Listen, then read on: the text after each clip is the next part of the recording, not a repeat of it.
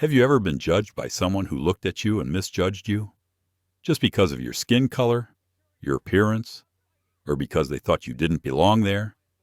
Just a small moment, but it made you silently swallow a sadness that was hard to name. Elias Monroe faced that same choice, between getting angry or keeping his dignity, between arguing with them or letting the facts of life speak for themselves. But think about it. If it were you, being dragged off the chair you paid for, being treated like you don't deserve it, what would you do? Would you walk away in silence, or would you let that wound follow you for the rest of your life? And the most important question, if you had the chance to regain your honor, not with a shout, but with calmness and wisdom, would you dare to do it? Please listen to the whole story. A story not only about pain, but also about how one man chose to stand up and take control of the sky that others once tried to take away from him. If you find this opening touching your emotions, please like, share, and subscribe to the channel to join me in this humane story. The cabin lights glowed a soft amber, the way luxury hotels dim their chandeliers before midnight. It was the kind of warmth meant to soothe the wealthy, to make first class feel like an elevated world where nothing could disturb the calm. But calm, like any fragile thing, can be broken by something as small as a stare. Elias Monroe felt it the moment he stepped into the aisle of North Star Airways Flight 278 Seattle to Tokyo. He felt it before a word was spoken. 30 years in America had taught him to read a room the way a pilot reads a storm front quiet signals. Subtle tension, the air shifting in ways others don't notice. He walked slowly, a steady stride, his boots hitting the floor with an unhurried rhythm. He wasn't trying to impress. He rarely did. His olive-brown duffel over his shoulder wasn't designer, just durable. His navy blazer wasn't trendy, just clean. And his face, calm as still water, carried the kind of quiet dignity learned only through living with both pride and restraint. Seat 2O, window, his favorite place to watch the sky. But even before he reached it, he sensed the eyes. A businessman pretending not to stare. A couple whispering softly. A young software founder glancing up from his tablet. Eyes narrowing just a touch. That look. He'd seen it in boardrooms, hotel lobbies, car dealerships, country clubs. Not hate, something quieter. A doubt disguised as politeness. A silent question. Are you sure you belong here? Elias placed his bag down gently beside his seat. He didn't rush. He didn't fumble.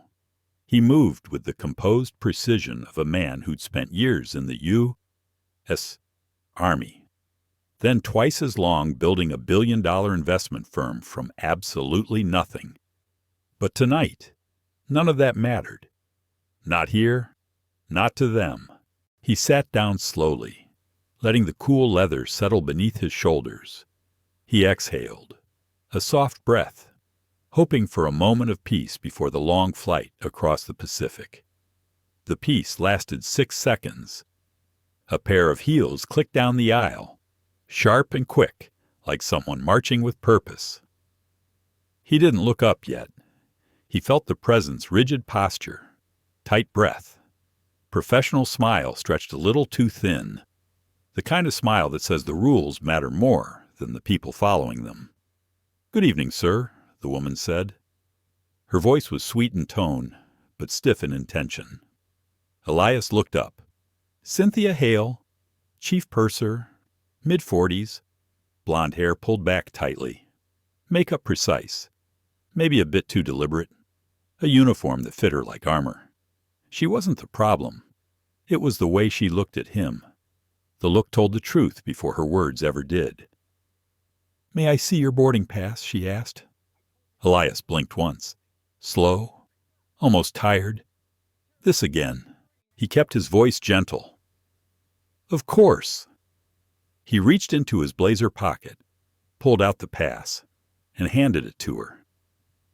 She took it with both hands, but her fingers gripped the edges too tightly, as if prepared to peel away a lie. Her eyes scanned the document a little too long. She flipped it over even though nothing was printed on the back. She tilted her head as if expecting something to reveal itself. Seat 2A, first class, paid in full. Nothing unusual unless you were looking for something to be unusual. Thank you, she said finally, but the tone was wrong. It wasn't gratitude. It was suspicion wrapped in courtesy. She leaned slightly closer, lowering her voice. We sometimes have mistaken passengers wandering into this cabin. Mistaken, Elias repeated softly. Not angry, not sarcastic, just letting the word rest between them. Yes, she said, forcing a small laugh. You know how it is. He did. He knew exactly how it was. He nodded once. Everything's in order. Then she hesitated a moment, an extra heartbeat she couldn't hide. Yes, she finally said, everything is fine. But it wasn't fine. The room felt heavier somehow. She walked away with the same rapid clicking of heels, leaving behind a thin trail of judgment lingering in the air. Elias leaned back, hands folded. He closed his eyes, not to sleep, but to steady himself. The first sting of humiliation never hurt as much as the quiet accumulation of all the others before it. The ones he carried from decades of navigating rooms that tried to push him out before he even stepped inside. A soft voice from the row behind drifted forward. Not loud enough to confront, just loud enough to wound. First class isn't what it used to be. He heard it, he always heard it, but he chose silence. He pressed his palm over his heart, a habit he'd kept from the army to ground himself when emotions threatened to rise. He breathed in slow, steady breaths. The cabin hummed with a low vibration. The engines idled softly, like a beast waiting to wake. He thought of his mother in Atlanta, who used to tell him, "Baby, the world won't always welcome you. But that's all right. You bring your own welcome." He almost smiled at the memory. Then he opened his eyes, because he felt another presence approaching, another round. He could feel it coming like a cold gust slipping under a door. But that belonged to part 2. Tonight, the story would begin with something quiet, a small wound, a small humiliation, the kind that many people forget by morning. But sometimes, very rarely, those small moments spark something bigger. Sometimes they light the fuse beneath an empire. And for Elias Monroe, that fuse had just been lit. The silence inside the cabin thickened, settling around Elias like a layer of cool fog. He tried to focus on the soft hum beneath the floor, the vibration of the aircraft waiting for its cue to rise. For a few breaths, he let the rhythm soothe him. The world outside the window blurred slightly as the crew prepared for departure, moving with practiced efficiency. But that presence he sensed earlier returned. Light footsteps, measured breathing, a pause beside his shoulder. He opened his eyes. Cynthia Hale stood there again, her face arranged into a polite expression that looked pressed on rather than natural. Her fingers touched the back of the seat in front of him. Her posture said she was there for official reasons. Yet her eyes revealed something else, something sharper. "Sir," she said softly, "I need to confirm something regarding your carry-on." Elias turned his head slightly. The olive-brown duffel sat neatly beneath the seat, well within the required dimensions. It wasn't even filled to capacity. He had placed it there the same way he always did, precise and careful. "What would you like to confirm?" he asked, voice steady. "We have strict safety guidelines." she replied. "That item may need to go in the overhead compartment." Her gaze drifted to the man in 2B. The passenger had a much larger roller bag shoved tightly under his seat, the kind that should have been stored above. Yet she ignored it entirely. Only Elias's bag seemed to demand her attention. "I believe it meets the requirements," Elias said quietly. "But if you insist, I can move it." He didn't argue. He didn't raise his voice. He simply stated the truth. Cynthia exhaled slowly, as if relieved by his cooperation. "Thank you," she replied, though the gratitude sounded hollow. As Elias stood to place the duffel in the overhead bin, he noticed the man in 2B smirking behind the rim of his glass. A small, mocking laugh escaped him, just enough for Elias to hear. He brushed a hand across the front of his blazer and sat down again. The taste of discomfort lingered, but he pushed it aside. The boy a few rows back, the same one who had watched him earlier, peeked between the seats. Their eyes met for a moment. The child gave a tiny nod, as if offering silent support. Elias gave the smallest nod back. It helped more than the boy could ever know. The cabin settled once more. The lights dimmed further. A soft instrumental track drifted from unseen speakers. The engines adjusted with a deeper thrum.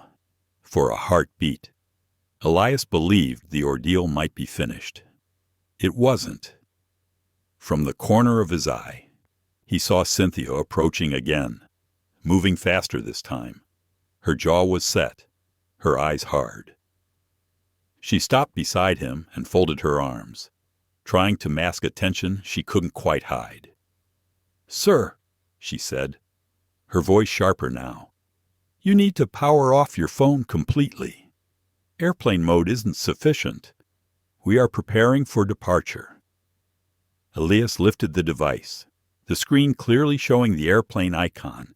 "No signal, no connection, nothing active. It is on airplane mode," he said gently. "Exactly as instructed. I said powered off." She insisted. A murmur spread through the cabin. A businessman sighed, annoyed by the commotion. Another passenger looked up from her book with a frown. People were watching, waiting for the moment to turn into something they could later gossip about. Elias felt the small muscle in his jaw pulse. It wasn't anger. It was the quiet ache of familiarity. He had lived through this pattern before.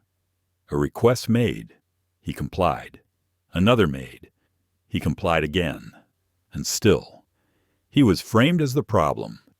He lowered the phone slowly and asked, "May I ask why this is necessary?" "The guidelines allow airplane mode."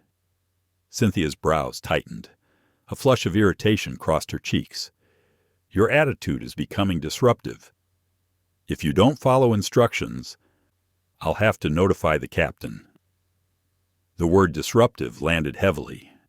It was a label people used when they wanted authority without justification. Elias inhaled through his nose, exhaled slow and controlled. Years in the service had taught him to keep steady when provoked. He thought of the nights in desert outposts, where the only way to stay alive was to stay calm. This moment wasn't danger, not in that sense, but it demanded the same discipline. "You may notify him if you believe it's necessary," he said, keeping his tone even. Cynthia pivoted, her shoes tapping sharply as she moved toward the flight deck, her spine stiff, her pace almost triumphant. The passengers watched her go. Many eyes shifted back to Elias, some sympathetic, some indifferent, some quietly pleased that the disturbance had nothing to do with them. The hum of the engines deepened. The cabin lights flickered slightly before settling into their warm glow again. A few people exchanged whispers. Elias could feel the weight of their attention, but he focused on the window, beyond the glass. The runway lights glimmered like a corridor disappearing into the horizon. The world outside continued onward, unaffected by the fragile tensions inside the aircraft. He wondered what the captain would say. He wondered if this moment would fade like so many others. He wondered why humiliation could feel both sharp and dull at the same time. Mostly, he wondered why it still hurt after all these years. A door clicked at the front of the cabin. A tall figure stepped out. The captain. His shoulders were broad. His expression was unreadable. His uniform was immaculate, silver wings reflecting the cabin lights. He paused beside Elias's row. "Mr. Monroe," he said, voice clipped and formal. "My crew informs me that you have repeatedly failed to comply with pre-departure safety instructions." Elias looked up, meeting his eyes without flinching. There was no aggression in his gaze, only a quiet request for fairness. "I've followed everything I've been asked," Elias replied, "including turning on airplane mode." Cynthia stood just behind the captain, chin lifted, confidence returning to her face. The captain glanced at her, then back at Elias. "I need you to collect your belongings," he said. "We cannot continue with a passenger who makes the crew feel unsafe." A hush swept the cabin. Unsafe. The one word that had been used against men like him too many times. A word that erased nuance, erased context, erased truth. Elias rose slowly. He buttoned his blazer, steady hands hiding the tremor beneath. His duffel bag was retrieved from the overhead bin without protest. He stepped into the aisle with a composure that felt almost ceremonial. As he walked toward the exit, his boots tapping softly on the floor, he sensed the eyes again. Curiosity, pity, fear, judgment. But he did not bow to any of them. Not this time. He reached the door, paused, and let his gaze travel once more across the cabin. He locked eyes briefly with the boy from earlier, who now looked confused and sad. Elias offered him a faint, reassuring smile. Then he stepped out. The door closed behind him, sealing away the comfortable world of first class that had quietly rejected him. What he did not know was that someone inside had recorded everything, or that the recording would soon matter. Greatly. For now, all he carried was a duffel bag, a tired heart, and the fading echo of a moment that should have meant nothing. But moments like these rarely stay small. Sometimes they become the turning point of a much larger story.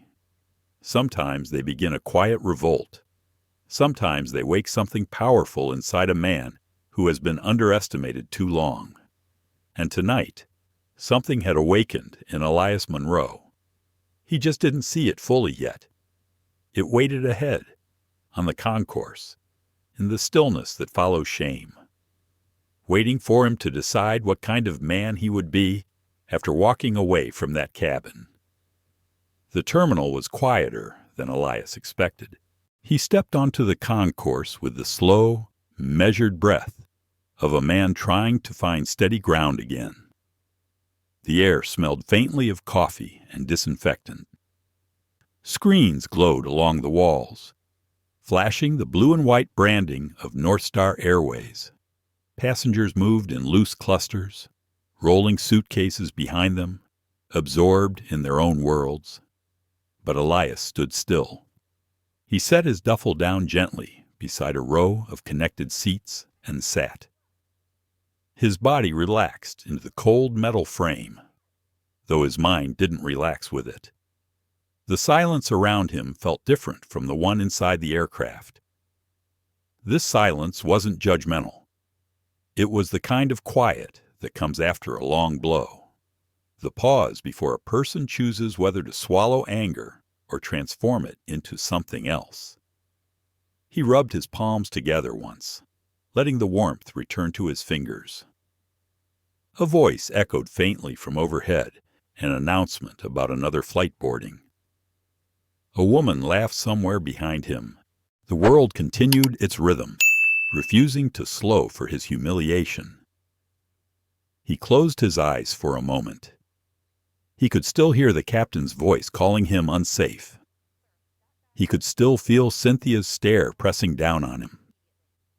He could still sense the whispers in the cabin, floating like dust in sunlight. He took a long breath, then opened his phone. The screen lit softly. A single notification blinked at him. His assistant, Riley Chin, had sent a message just minutes earlier. Update on Atlas situation. You'll want to hear this. Elias stared at the message without tapping it open. Atlas Aerogroup. He had nearly forgotten about the meeting scheduled later that week. ArcLight Capital had been negotiating a logistics deal with them for months. Atlas controlled the entire North Star brand, along with several freight divisions across the country. The group was known for its tight grip on the aviation market. They were powerful, but not invincible. Elias had studied them long enough to know that. Still, he didn't want to think about business. Not yet. His chest felt tight from the confrontation, the kind of tightness that comes when pride is bruised deeper than expected. He pushed a hand through his short curls and leaned forward, resting his elbows on his knees. Another message slid into the top of his screen. This time, Riley called. Elias inhaled, collected himself, and answered. "Sir," Riley said, voice low and careful. "I know this isn't the best time, but we just received something unsettling from a contact inside Atlas." Elias didn't speak immediately.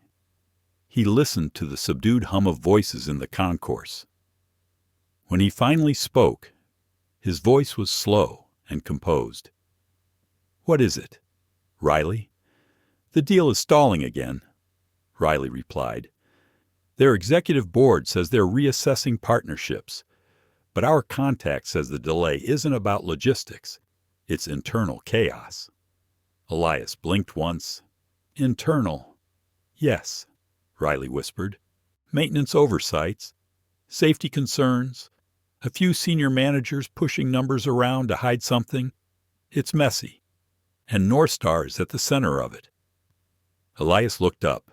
The concourse suddenly felt heavier, as if the ceiling had lowered an inch. He stood and walked toward the large glass windows overlooking the runway. Outside, a North Star aircraft was being pushed back by a tug, lights blinking rhythmically. People moved with practiced routines, but beneath that appearance of order, Riley's words hinted at something far more fragile. "Why are you telling me this now?" Elias asked gently. "Because I thought you should know the airline is under more pressure than they admit," Riley said, "and because ArcLight needs to decide whether we stay in that negotiation or step away." Elias watched the aircraft taxi slowly across the concrete. The glow of the runway lights flickered across its polished surface. He felt a familiar tug inside his chest, a mix of instinct and memory. "Sir," Riley continued softly, "are you all right?" Elias didn't answer immediately. He pressed his hand against the cold glass. The night beyond the window stretched out wide, unbroken, a deep blue expanse swallowing the horizon. "I'm fine," he finally said. "I'm just thinking."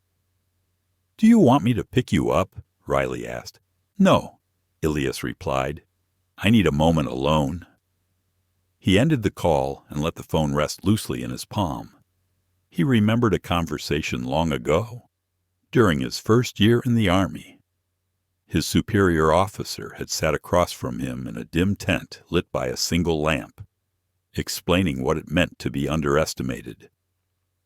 "Some battles aren't fought with guns," the officer had said. "Some battles are fought with patience. The man who stays calm when he is provoked is the man they never forget." Elias had lived by that principle his entire adult life. It shaped the way he led ArcLight, the way he made decisions, the way he treated people, even when they treated him unfairly. But something inside him shifted as he stood at that window. Patience was a virtue, but virtue wasn't always the answer.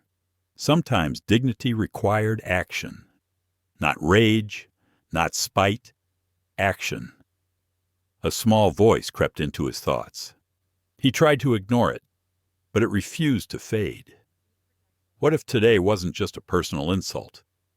What if it was a symptom of a larger sickness within the very company he had been negotiating with?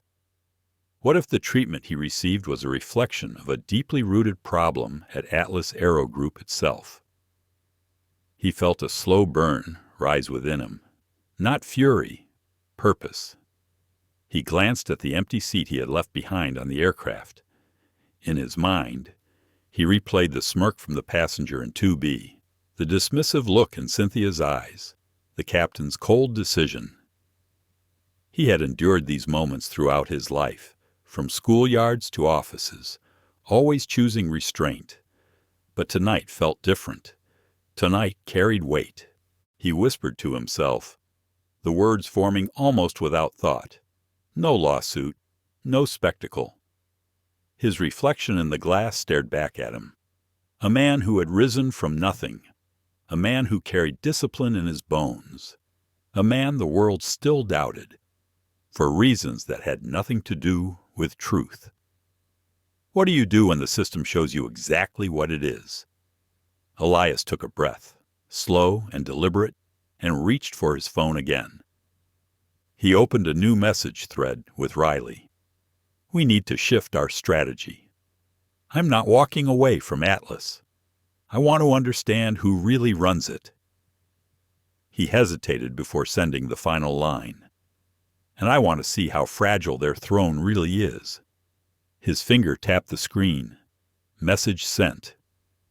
He looked out toward the runway one last time, watching the lights pulse across the darkness.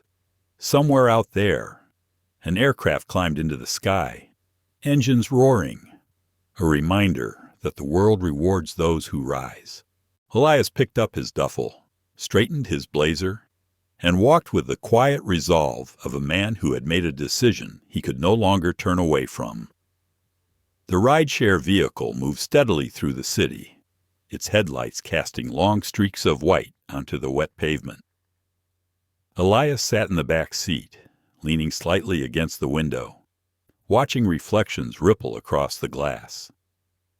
He wasn't thinking of the terminal anymore. His mind had shifted into a different rhythm, the quiet calculation that came after an emotional blow. It always happened this way. Pain first, purpose later. His phone buzzed twice. A message from Riley appeared on the screen. Sending you the files now. This is bigger than we thought. Elias opened the folder. Rows of documents filled the display, each labeled with coded markers, audit reports, internal memos, maintenance logs that looked hastily edited. It didn't take long for him to recognize the pattern. A corporate machine built to look pristine, but beneath the surface, cracks spread like fine fractures in glass. He scrolled slowly, reading line after line. Delayed repairs, deferred inspections, a set of numbers that clearly didn't match the details in the public reports.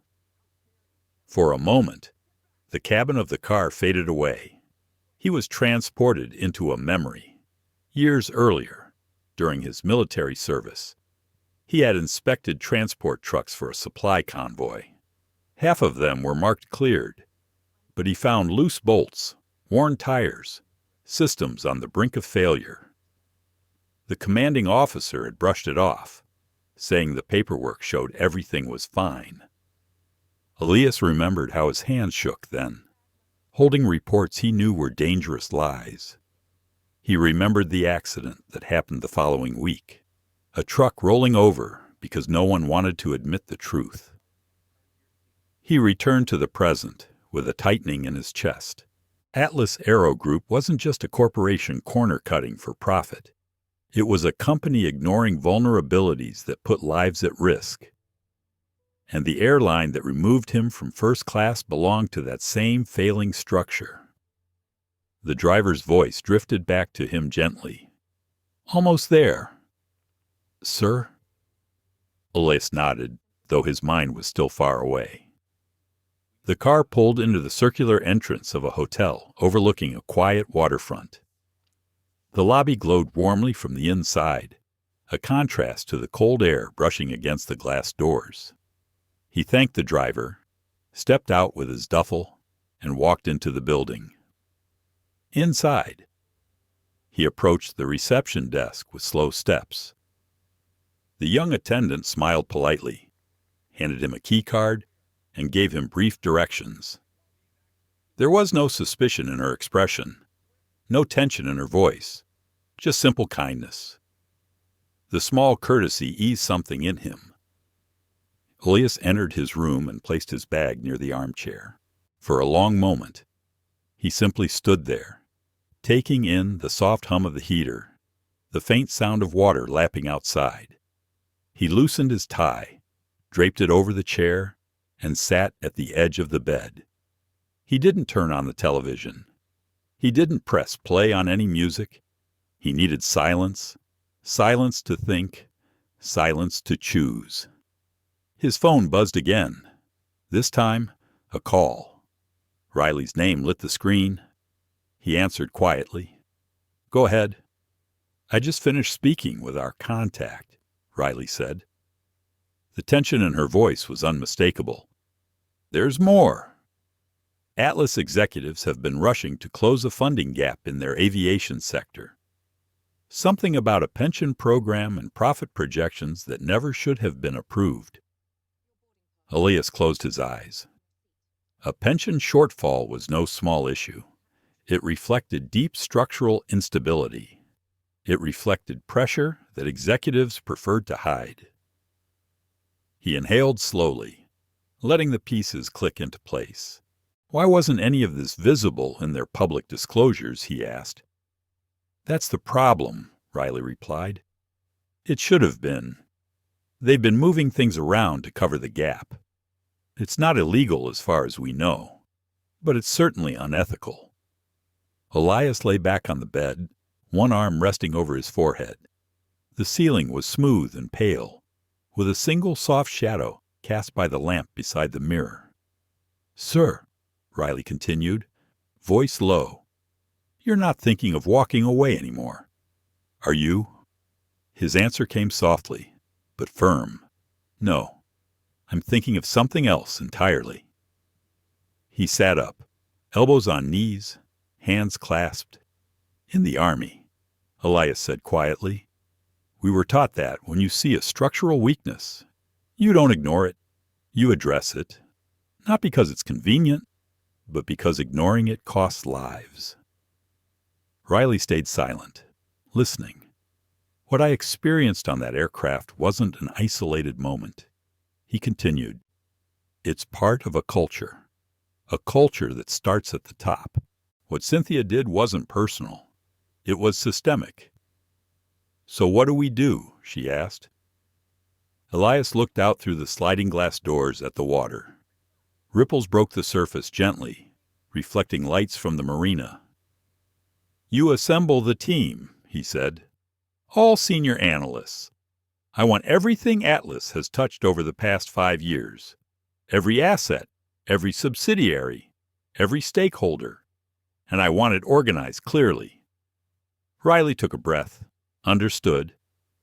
"And Riley," he added softly, "this stays internal. No one else hears about it."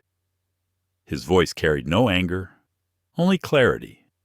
"Of course," she said. "I'll have the materials ready by morning." After ending the call, Elias remained seated for a long time. His hands rested loosely in his lap, but the tension across his shoulders didn't fade. He replayed each moment from the aircraft, the sequence of events that had pushed him to the concourse. He remembered the small nod from the boy who had watched him.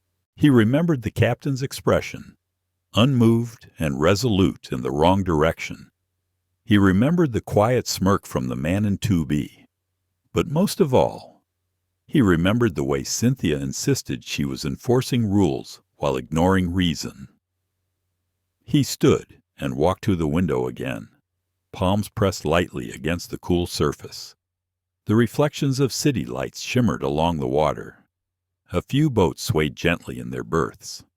Something inside him aligned with the soft movement below. A steadiness, a readiness. It wasn't revenge he felt. It wasn't spite. It was the sharp, clear recognition that systems built on arrogance rarely collapse on their own. Sometimes they require a push, a quiet push, a well-timed push, and he was capable of delivering one. His phone chimed one last time. A message from Riley. "There's a board member you might want to meet. Name is Olivia Hart. She's been sidelined by Atlas leadership for trying to expose some of these issues. I think she could be an ally." Elias stared at the name. Olivia Hart. There was always someone inside the system who saw the truth, someone whose voice had been muted. He knew what it felt like to be ignored. He knew how powerful a partnership with someone like that could be. He typed slowly. "Set it up. No emails. No official channels. We meet face to face." He placed his phone on the bedside table and let a long breath leave his lungs. The shape of the next steps had begun forming. Not fully, not completely, but enough for him to move forward with intention. The night outside showed no stars through the haze, but Elias Monroe no longer needed stars to navigate. He had his own compass now, and it pointed toward Atlas. The hotel's waterfront suite felt calmer than the world Elias had left behind at the airport. The stillness of the room gave him space to breathe. Yet his mind stayed alert. There was a sharpness to his thoughts, the kind that emerged only when he sensed a door opening somewhere in the distance. A door he had not expected, but one he knew he needed to walk through. Outside. The water in the marina trembled under the wind. The reflection of street lamps wavered on the surface. Elias watched the movement with an inward stillness. His hand rested lightly on the glass, and he felt the coolness travel through his palm.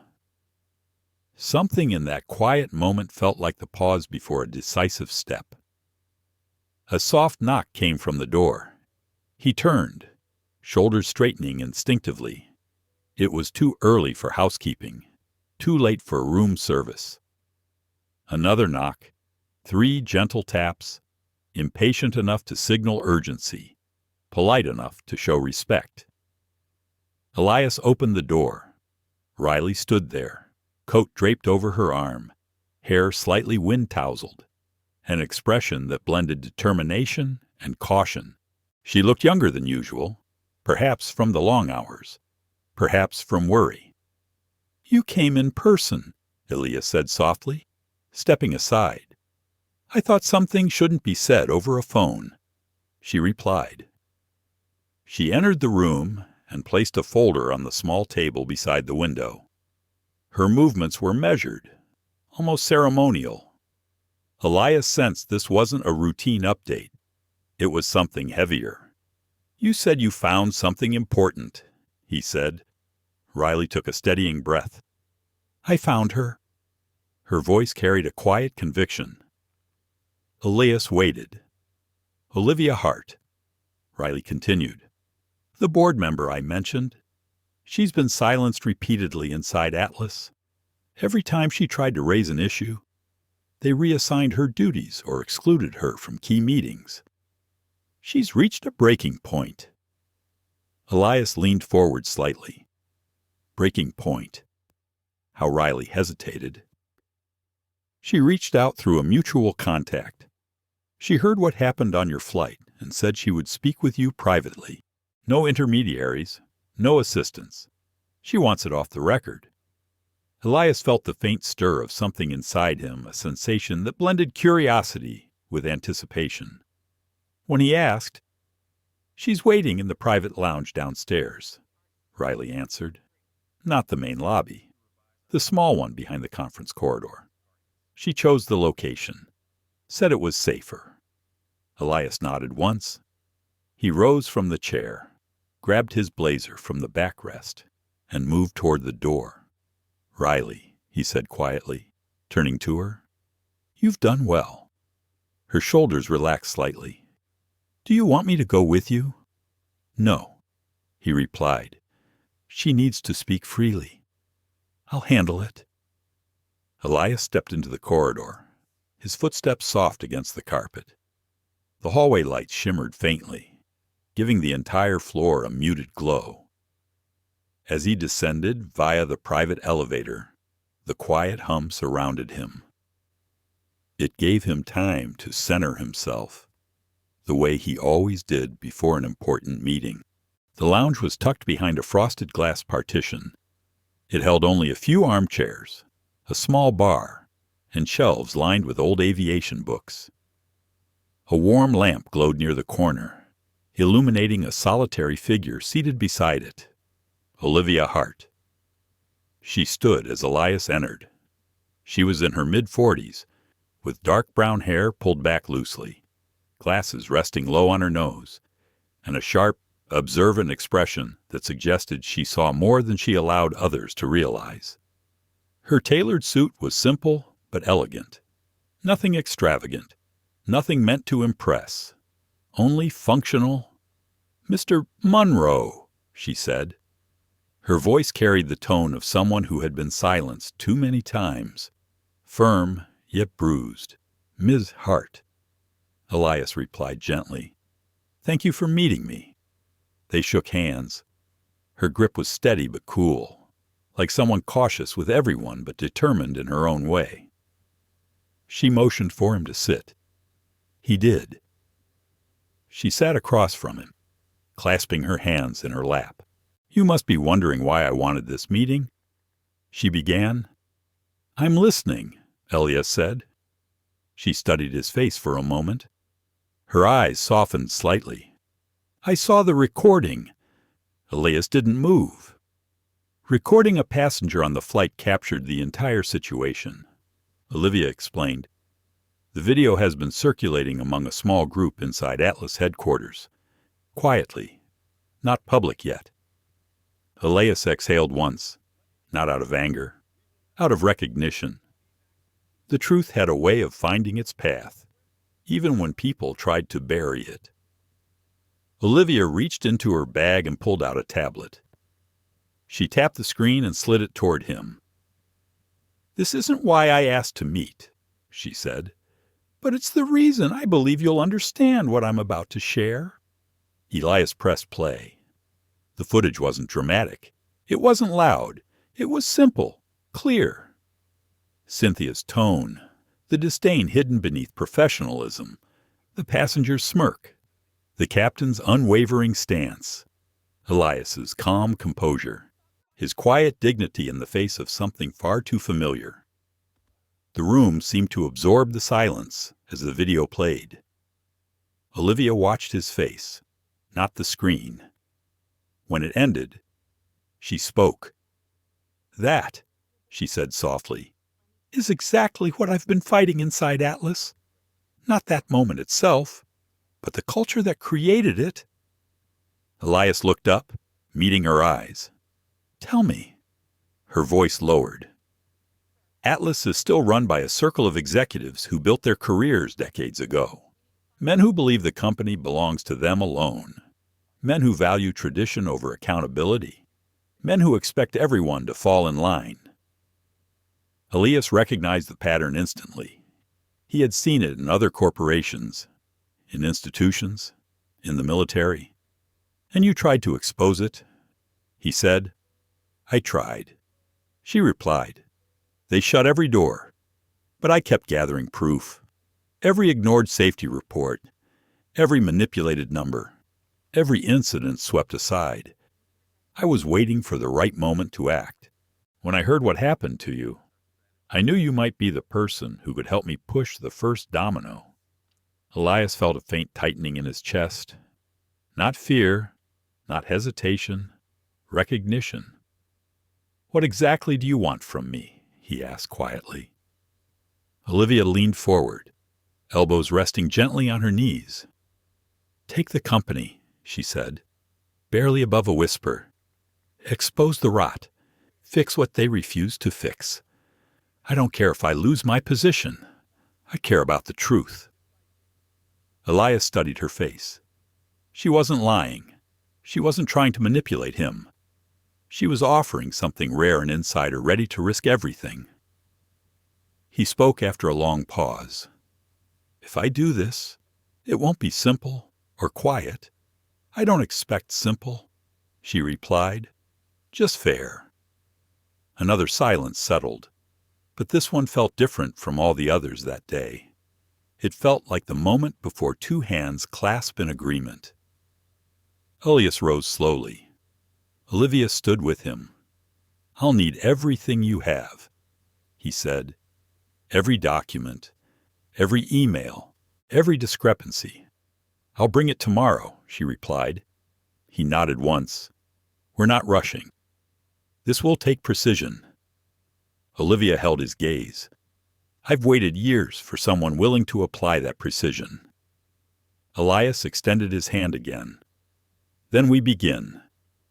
They shook hands. Firm. Steady. An unspoken pact formed in the quiet glow of that small lounge. As Elias left the room, the weight on his shoulders didn't lessen, but it changed shape. It no longer felt like the burden of humiliation. It felt like the responsibility of a man who had been shown the truth and refused to look away. And somewhere in the back of his mind, a thought sparked. This wasn't about reclaiming a seat. It was about rebuilding an entire sky. Elias returned to his suite with a steady stride. Yet the weight he carried felt different from earlier. There was no sting of humiliation now. Instead, a clear sense of direction took shape at the edge of his thoughts. A direction sharpened by Olivia Hart's quiet determination and the truth she had laid in front of him. He placed his blazer over the armchair and loosened the top button of his shirt. The lamps cast a soft glow, touching the room with a calm warmth. He sat on the edge of the bed, elbows resting gently on his thighs.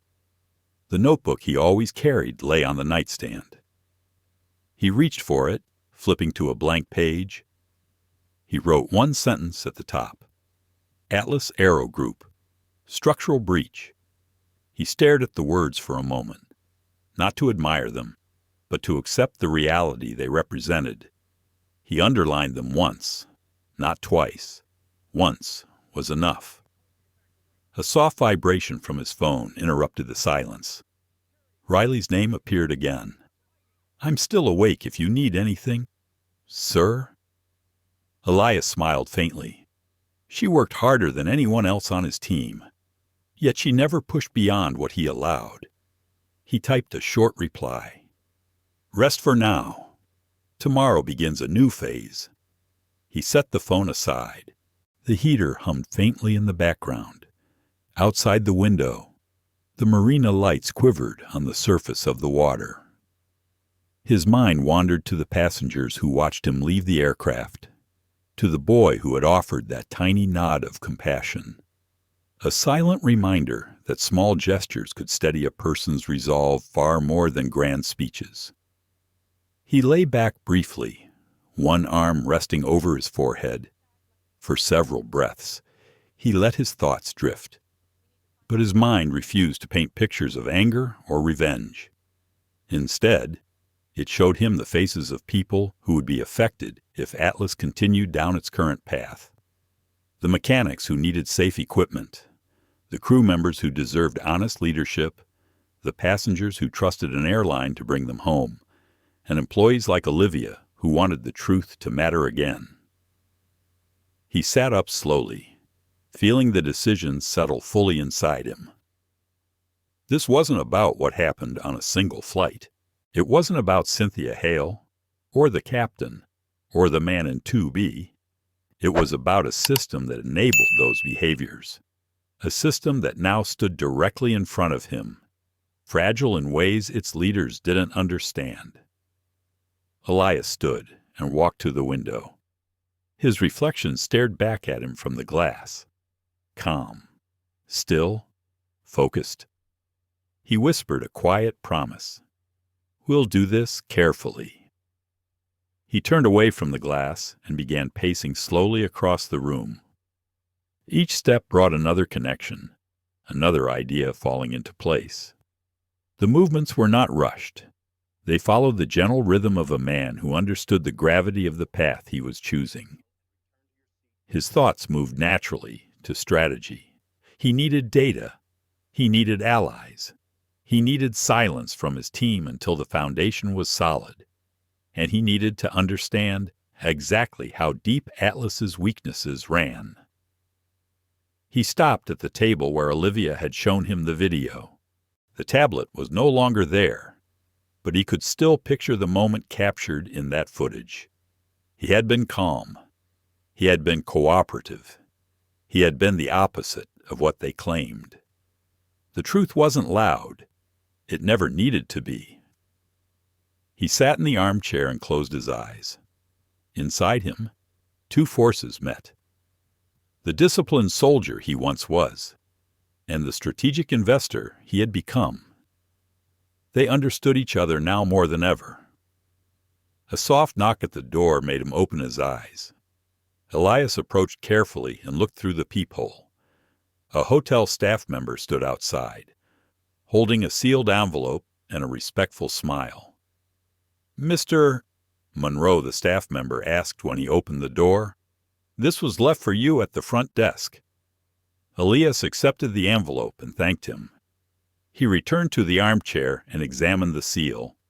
It was stamped with a simple embossed letter, the Olivia Hart. He opened it. Inside was a small note, handwritten in neat cursive. "For tomorrow, the rot begins in the executive tower. 2 names to start with. You'll understand why." Below the message were 2 names, both members of the Atlas Executive Committee. Elias recognized them from previous negotiation meetings. They had seemed composed, polished, confident, but now he wondered what lay beneath those polished exteriors. He folded the note and placed it inside his notebook under the line he had written earlier. Another step, another connection. Elias leaned back and gazed at the ceiling again. He remembered the first time he stood alone in a similar situation years earlier, when he had founded ArcLight Capital from a single rented desk, when no one believed he could build something lasting, when doors closed in his face with practiced ease. He had survived then, not because of anger, but because of discipline and patience, and because he listened to the quiet moments, to the truths hiding beneath noise. He sensed one of those truths now, a truth Olivia had not said outright, a truth he felt with unmistakable clarity. Atlas Aerogroup was vulnerable, very vulnerable. He whispered to himself again, "This will not be loud." A calm current traveled through his chest, settling into something resolute, the kind of resolve that held firm in the midst of storms. He reached for his phone one more time and opened a secure messaging app used only by his most trusted inner circle. The people who sat at the heart of ArcLight. People who followed him because they believed in his integrity, not his title. He typed slowly. "To all senior directors, prepare a confidential briefing for an unnamed acquisition target. No one outside this group is informed until further notice. More details tomorrow. This is high priority." He paused before sending the final line. "Maintain absolute discretion." He sent the message. The choice had been made. Not out of retaliation, not out of wounded pride, out of understanding. He finally saw the larger picture unfolding in front of him, and he could no longer pretend it wasn't there. A system that mistreated people at the surface was almost always broken beneath. And if no one else would take responsibility for fixing it, perhaps fate had placed that responsibility onto him. He closed his notebook and placed it neatly on the bedside table. When he lay down, the heaviness in his chest eased, not completely, but enough for him to rest with clarity. He did not fall asleep thinking of Seat 2A. He fell asleep thinking of the executive tower at Atlas and of the first domino waiting to fall. Elias woke with a clarity that felt unusual for a man who had slept only a few hours. His mind didn't wander the way it usually did upon waking. There was no tension clinging to his chest, no lingering ache from the humiliation in the aircraft. Something steadier took its place, like the calm surface of deep water. The room carried a gentle hush. He rose slowly, washed his face, adjusted his collar, and stood for a moment before the tall mirror. His reflection looked composed, not triumphant, not troubled, just centered. His notebook rested on the table where he left it. He opened it, brushing a thumb over the edge of the page that held Olivia's handwritten note, 2 names underlined, 2 threads pulling at the same weakened fabric. He closed the notebook and picked up his phone. A message waited from his inner circle. All teams assembled. Waiting for direction. He replied with a short instruction. Gather in the secure conference room. The conference room at ArcLight's regional office was discreetly located inside a high-rise not far from the waterfront. Elias arrived by a side entrance to avoid attention. As he stepped out of the elevator, the controlled hum of machinery greeted him. Thick, soundproof walls absorbed every footstep. The door opened to reveal a half-circle of analysts, strategists, and senior directors already seated. Screens glowed faintly around the room, their light casting pale reflections on the glass table. When Elias entered, the team rose instinctively. He gave a gentle nod for them to sit. Riley was the last to settle beside him, her tablet already open, fingers poised to assist. Elias remained standing. Before we begin, he said quietly, understand that everything we discuss here stays within this room, not because we have something to hide, but because timing and precision matter. His voice wasn't loud, yet it held the room firmly. He tapped the console beside him, and a large screen lit up with the Atlas Aerogroup logo. He observed the team's faces. Some stiffened slightly. Others exchanged quick glances. All of them recognized the weight of what he was about to say.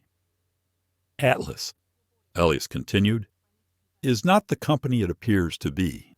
Beneath the numbers they present, there are fractures, hidden flaws, mismanagement that has been left unchecked because those in power refuse to acknowledge the truth. Riley tapped her screen and brought up a slide of maintenance discrepancies, another of pension gaps, another of executive directives contradicting internal reports. The room fell into an attentive silence. Elias let the information settle before speaking again. We have been offered an opportunity, he said, not through formal channels, through truth. Truth provided by someone inside the system who has been silenced for far too long. He did not mention Olivia by name, not yet, but those who had worked with him long enough understood there was an ally somewhere behind the scenes. What does this mean for ArcLight? One of the analysts asked gently.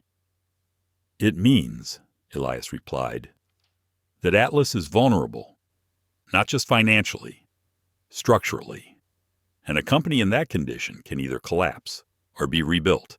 His gaze swept across them, steady and calm. We are choosing the latter. Another slide appeared. This one showed a map of Atlas-owned subsidiaries, their financial trails, and board compositions. The lines connecting them resembled veins, branching outward from a single heart. Riley spoke next, her tone professional but carrying an unmistakable urgency. Based on what we've gathered, Atlas's executive core is divided. A small inner circle controls decisions. The rest of the board is kept in the dark or pushed aside, Elias added, and those who question them are removed from influence. He paused. A subtle memory flashed in his chest, the feeling of being dismissed without explanation. He pushed it aside gently. Without anger. We will not confront them directly, he said. Not yet. We begin quietly. We observe. We accumulate data, influence, and leverage in small increments. Every move must be deliberate. One of the strategists leaned forward. So the target is acquisition control, Elias corrected softly. The precise shape of that control will reveal itself as we move. A faint murmur of agreement rippled through the room. Elias then opened his notebook and placed it on the table, turning it so the team could see the first page. It held only 5 words. Atlas Aerogroup. Structural breach. This, he said, is where we start. He closed the notebook again. Riley, he continued, briefed them on the initial phase. She stood and projected a series of graphs onto the screen. We identify all shareholders with less than 4% holdings, those small enough not to trigger alerts but large enough to matter. We initiate multiple quiet purchase channels, nothing linked directly to ArcLight, another strategist added. And the media, Elias looked at him with calm intention. We do not involve the media. Our work must be invisible. He let the silence sit before concluding.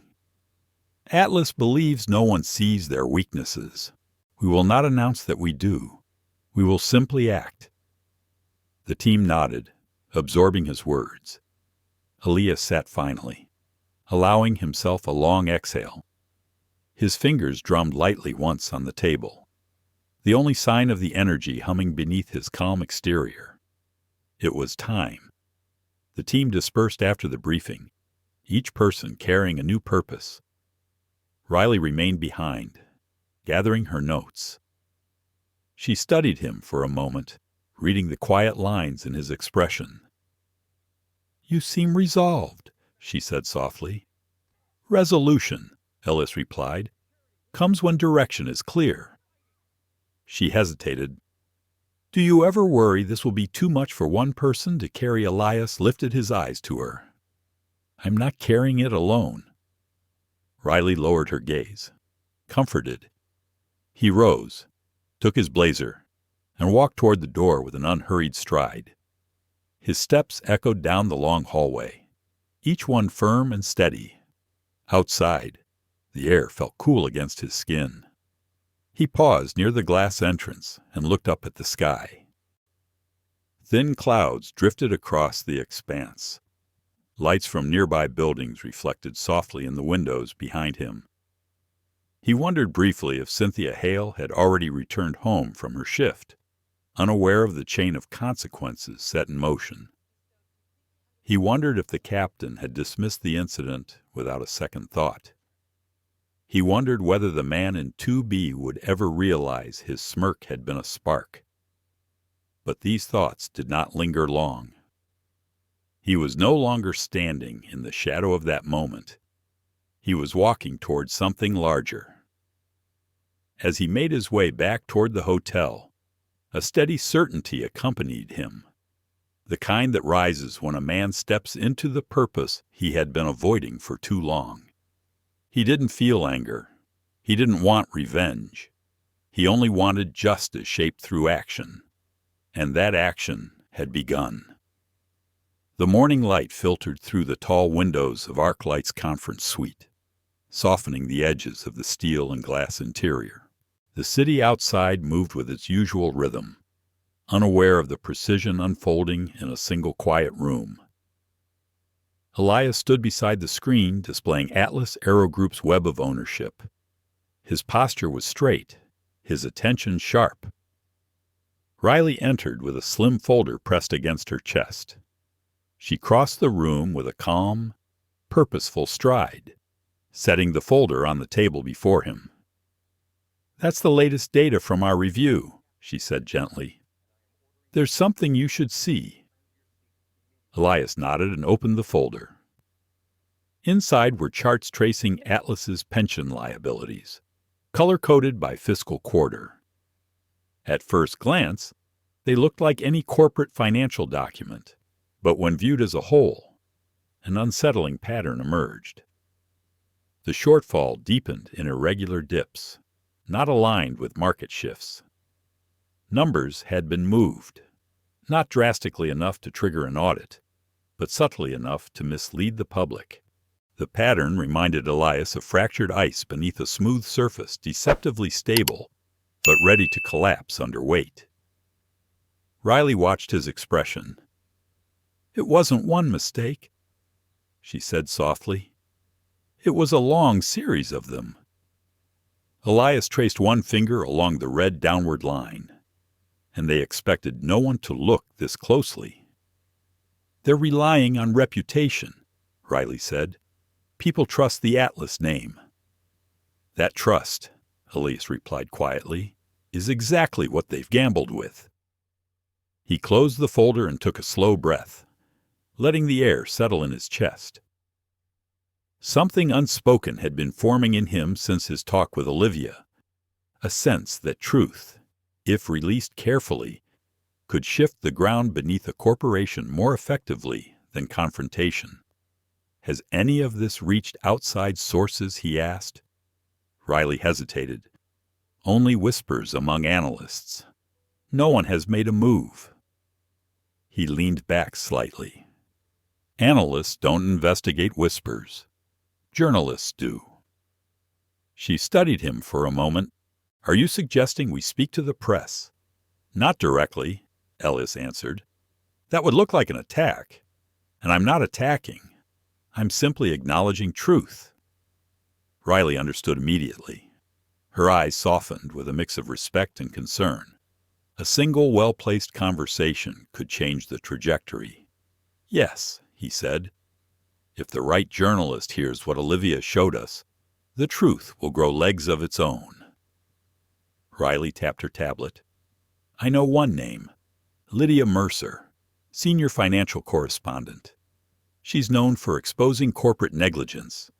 Balanced, relentless, fair." Elias nodded slowly. "That's exactly who we need." Riley looked at him carefully. "You'll have to make sure the information comes across as a concern, not a threat." Elias gave her a calm look. "I'm not threatening anyone. I'm making sure people understand the stakes." She watched him for a long second, then said, "I'll arrange a discreet meeting." He closed the folder and held it gently, the weight of it symbolic more than physical. These numbers represented more than financial decisions. They represented employees who trusted Atlas with their futures, workers whose retirement security was treated as a lever in executive calculations. He felt something steady rise inside him again. Not anger, responsibility. Later that afternoon, Elias arrived at a quiet cafe tucked between office buildings. The place was calm, the scent of roasted beans filling the narrow space. Lydia Mercer waited at a corner table, her expression alert, her notebook already opened. She stood when he approached, offering a firm handshake. "Mr. Monroe," she said. "I'll admit, I was curious about your request." Elias nodded, taking a seat. "Thank you for agreeing to meet. What I'm about to discuss is not an accusation. It's a question of oversight." Her eyes sharpened with interest. "I'm listening." He placed one page from the folder on the table, not the entire file, only one page, enough to point in a direction without showing the entire map. "These numbers," Elias said softly, "should concern anyone who cares about transparency."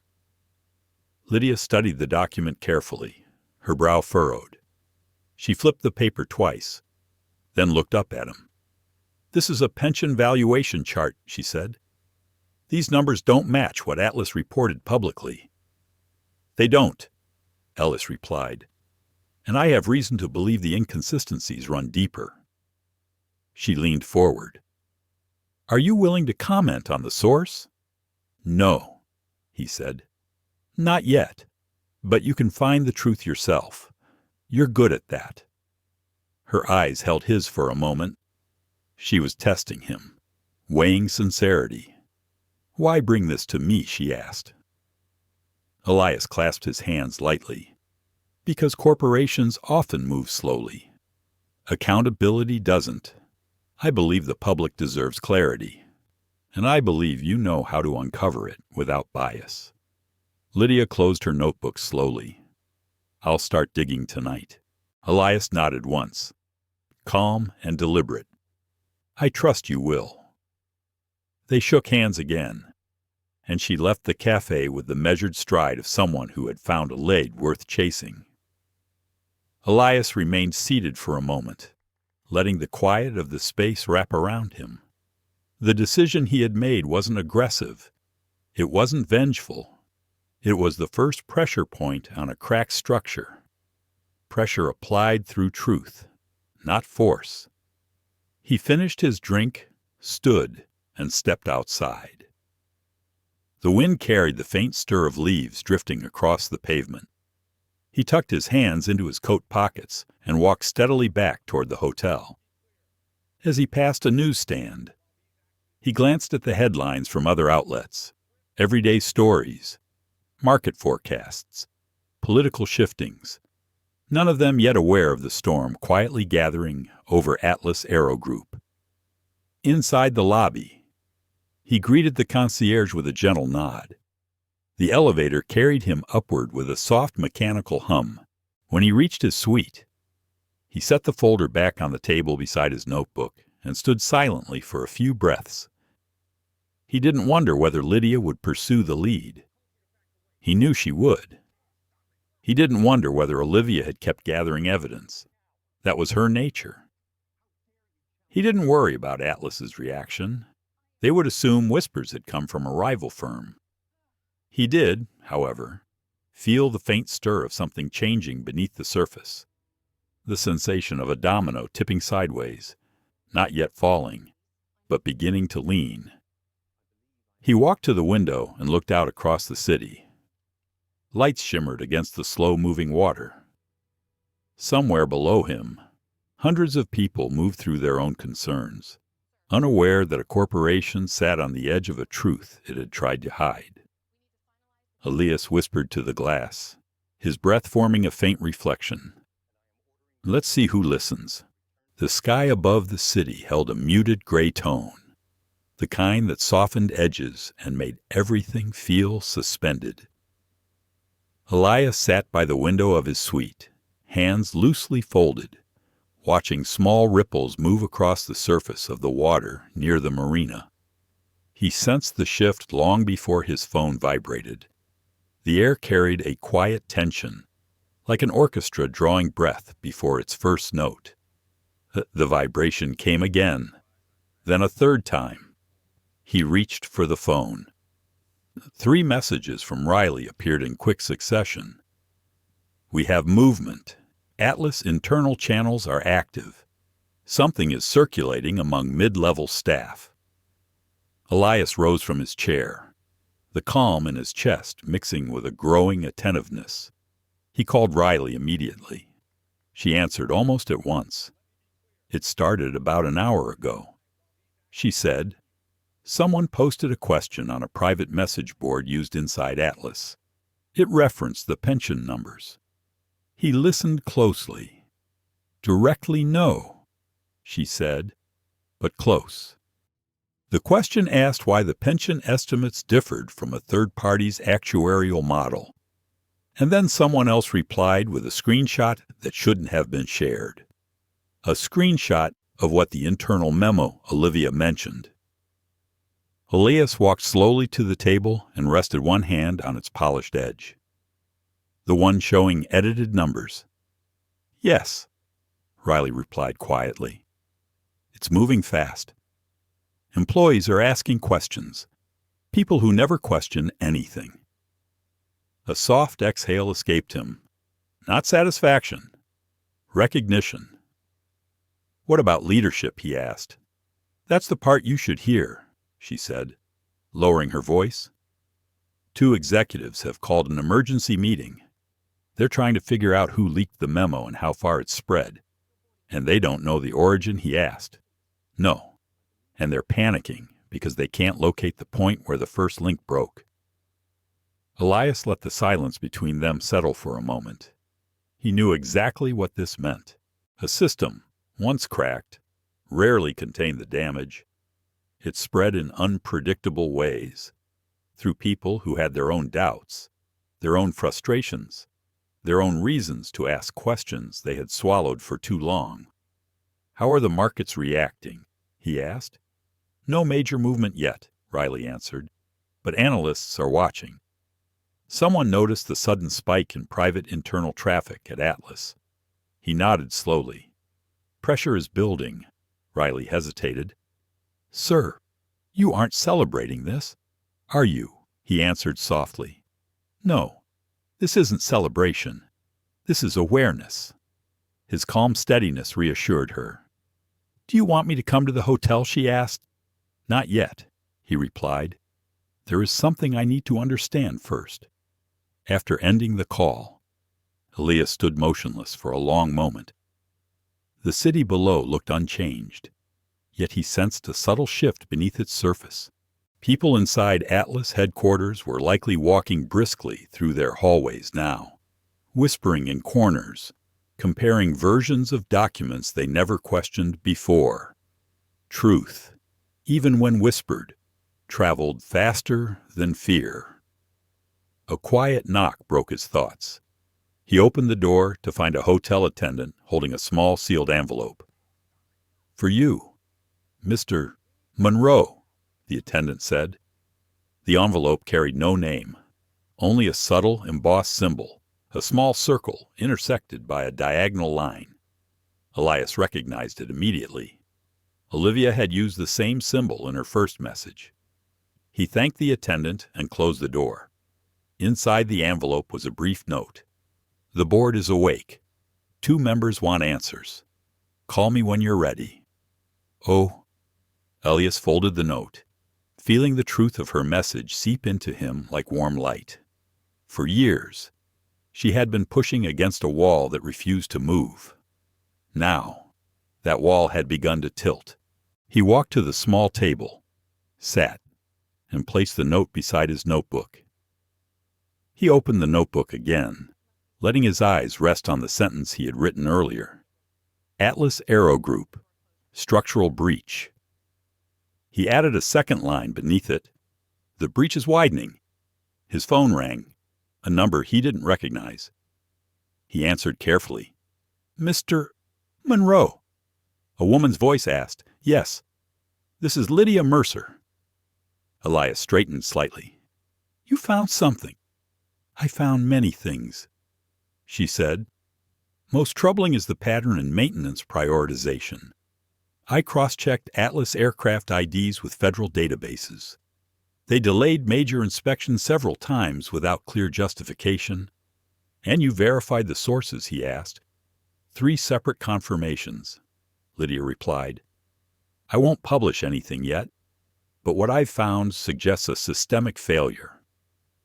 Her voice carried no excitement, only the responsibility of someone who dealt in facts.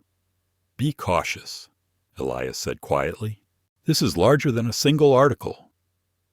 I know, she replied. That's why I'm calling first. He appreciated that. She wasn't reckless. She was deliberate.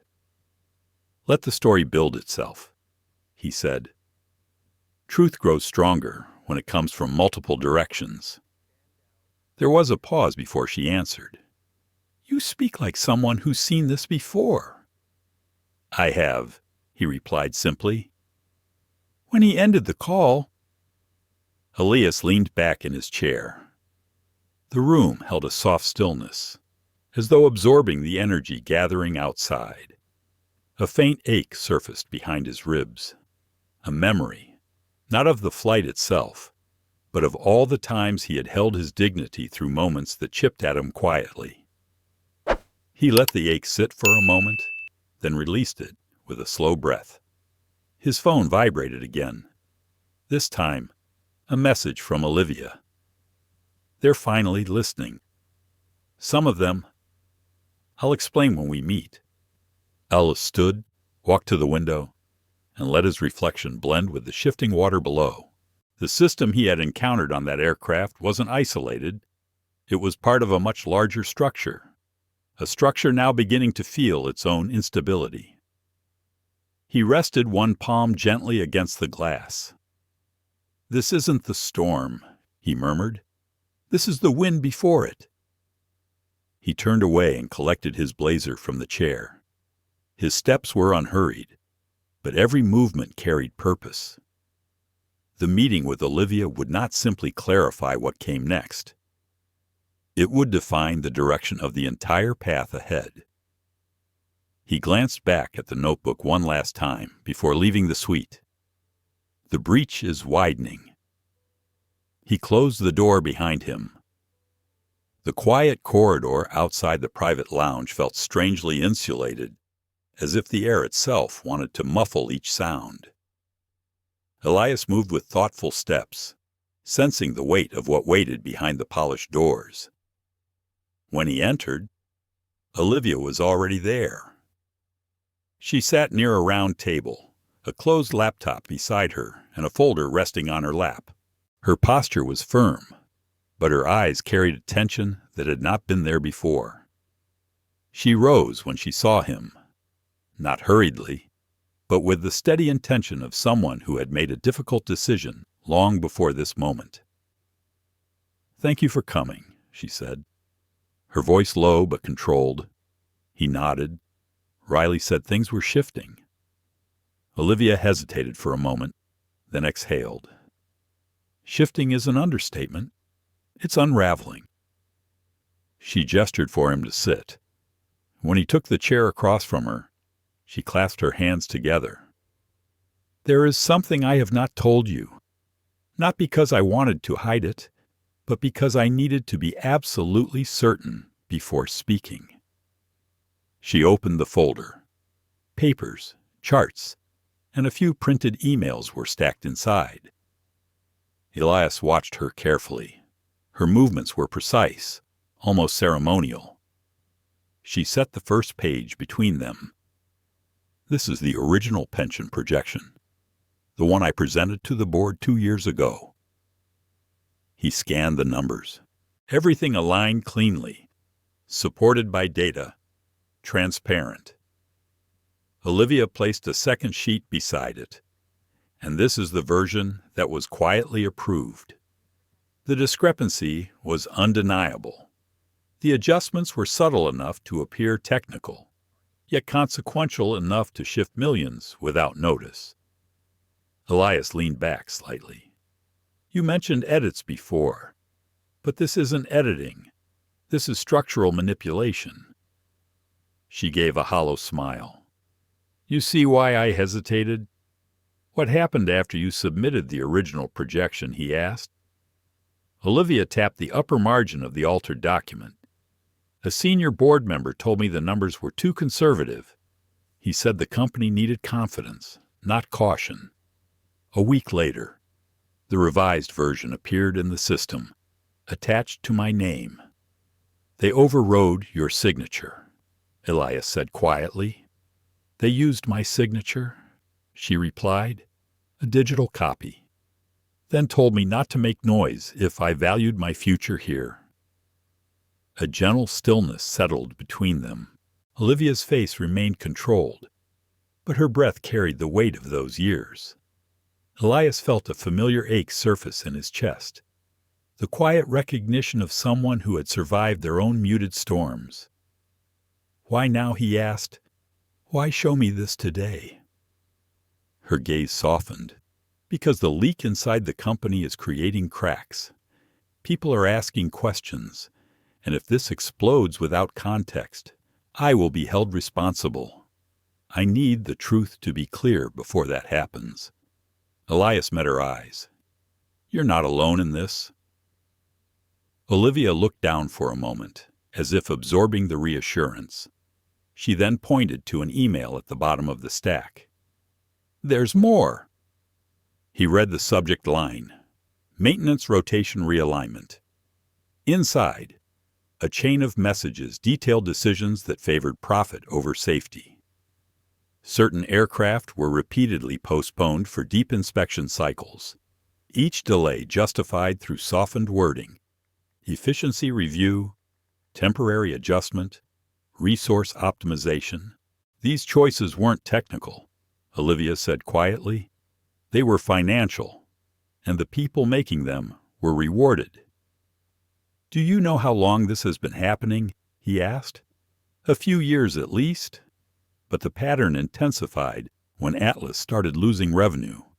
They chose to protect the stock value instead of the people who trusted them. Elias closed the folder, resting his hand gently on its cover. "You've been carrying all this alone." Her voice trembled only once. "I tried to push back. I was told I was being emotional, that I didn't understand the traditions of the company." He understood that sentence far too well. He had heard versions of it throughout his life. Words crafted to sound polite, yet designed to shrink him. Olivia leaned back in her chair, looking suddenly tired. "When I saw you on that flight, when I heard what happened, I knew this system was the same one that silenced me. The same machinery, different room." Elias nodded slowly. "Systems don't break overnight. They slip first, and Atlas is slipping faster than they realize." She replied, "The pension issue is only one fracture. The maintenance failures are another. The board is choosing denial over responsibility." "What about those who want answers?" he asked. "There are 2 directors pushing for an audit," she said, "but they don't have the strength to fight alone." Elias took a moment to absorb everything. The walls of the lounge seemed to hold a deeper stillness now, as if bearing witness to truths long buried. He looked toward the folder again, feeling the quiet gravity settle inside him. "You realize," he said softly, "that once this becomes public, Atlas will not be able to contain it."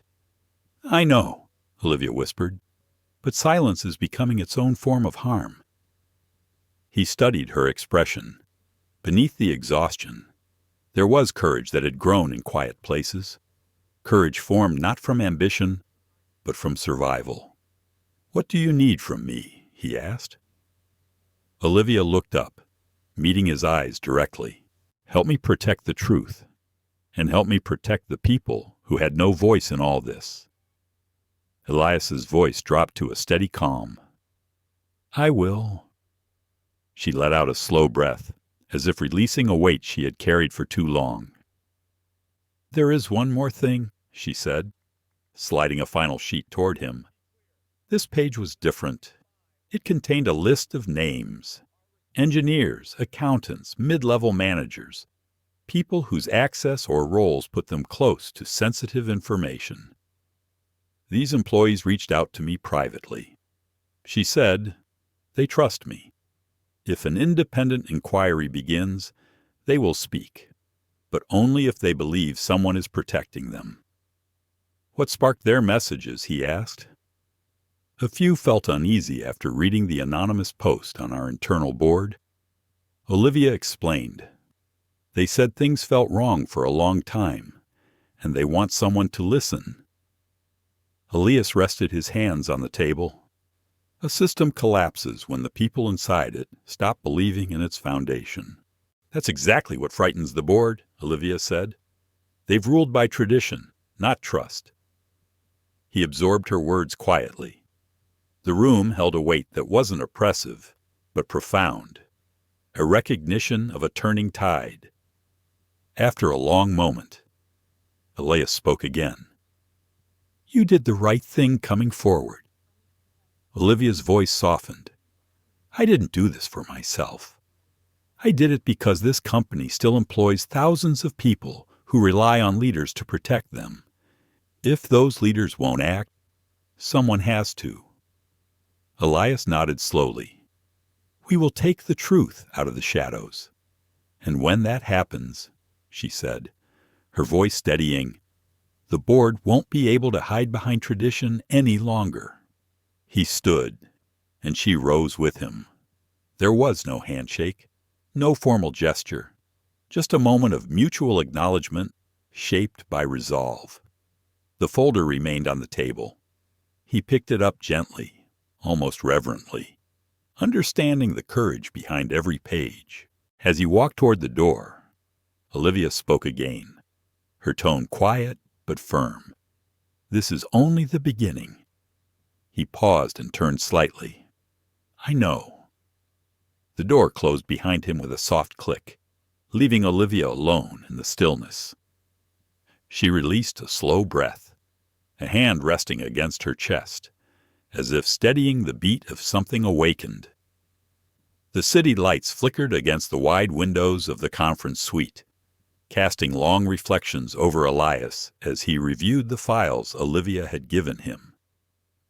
The room felt heavier somehow, as if the walls themselves understood the weight of the truth laying open on the table. He stood alone for several minutes, letting the silence settle around him before sending Riley a brief message. "We need a secure room. Now." Her reply came seconds later. "Room prepared. Level 3. No surveillance." He stepped out of the suite with calm, measured steps. His breath stayed steady, but inside him, something quietly accelerated. Not fear, resolve. The kind that forms when a person understands that a single choice carries consequences for thousands. The secure room was small but quiet, the walls designed to absorb sound. Riley waited beside the central table, her expression taut. When Elias entered, she closed the door gently behind him. "You have the files?" she asked. He placed the folder Olivia had given him onto the table. Riley opened it with careful fingers, her eyes focused, scanning each page as though connecting lines in a puzzle she'd been trying to solve for days. When she reached the maintenance emails, her jaw tightened. "This is worse than we expected," she whispered. Elias remained still, watching her absorb the scale of the problem. "Yes, and Olivia. She's been dealing with this alone for years." He nodded slowly. People like Olivia often survive by carrying truths quietly until the moment they meet someone who carries truth in return. Riley looked up, her gaze softening at his words. "She trusted you. She trusted fairness." Elias replied, "I'm only helping her reach it." Riley continued scanning the documents. The maintenance delays alone could trigger a federal inquiry. If someone ties these together with the pension shortfall, Atlas will be forced into a corner. "That corner," Elias said calmly, "is where the truth becomes unavoidable." He took a step closer to the table. "What's the market doing?" "Shifting," Riley answered, subtly. Analysts have begun questioning the sudden silence from Atlas leadership. There are rumors the board is meeting more frequently than usual. A quiet hum passed through Elias. "Good. They feel the tremor." Riley hesitated. "Sir, there's something else. Lydia Mercer published a short piece this afternoon." He lifted his gaze. "About the maintenance issues. No names yet, no direct accusation. Just a question. Why have several major inspections been postponed repeatedly, without clear explanation?" Elias felt a calm, steady warmth move through him. "She moved faster than I expected."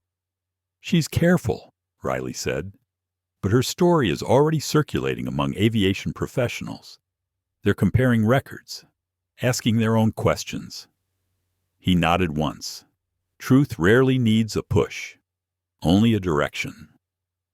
He walked to the corner of the room, where a narrow window overlooked the distant horizon. The muted colors across the skyline blended into a quiet gradient, gently shifting as soft layers of cloud drifted above. He stood there for a long breath. Riley spoke behind him, her voice lowering. "Elias, Atlas will try to fight back. They may accuse Olivia directly." He turned his head slightly. "That is why we must move carefully. She cannot become a shield. Her courage deserves protection." Riley nodded, her shoulders relaxing slightly. "Understood." They returned to the table. Riley picked up the list of names Olivia had provided. "These employees, if they are willing to testify in an independent inquiry, the board will not be able to silence them." Elias pressed his fingers gently against the table's smooth surface.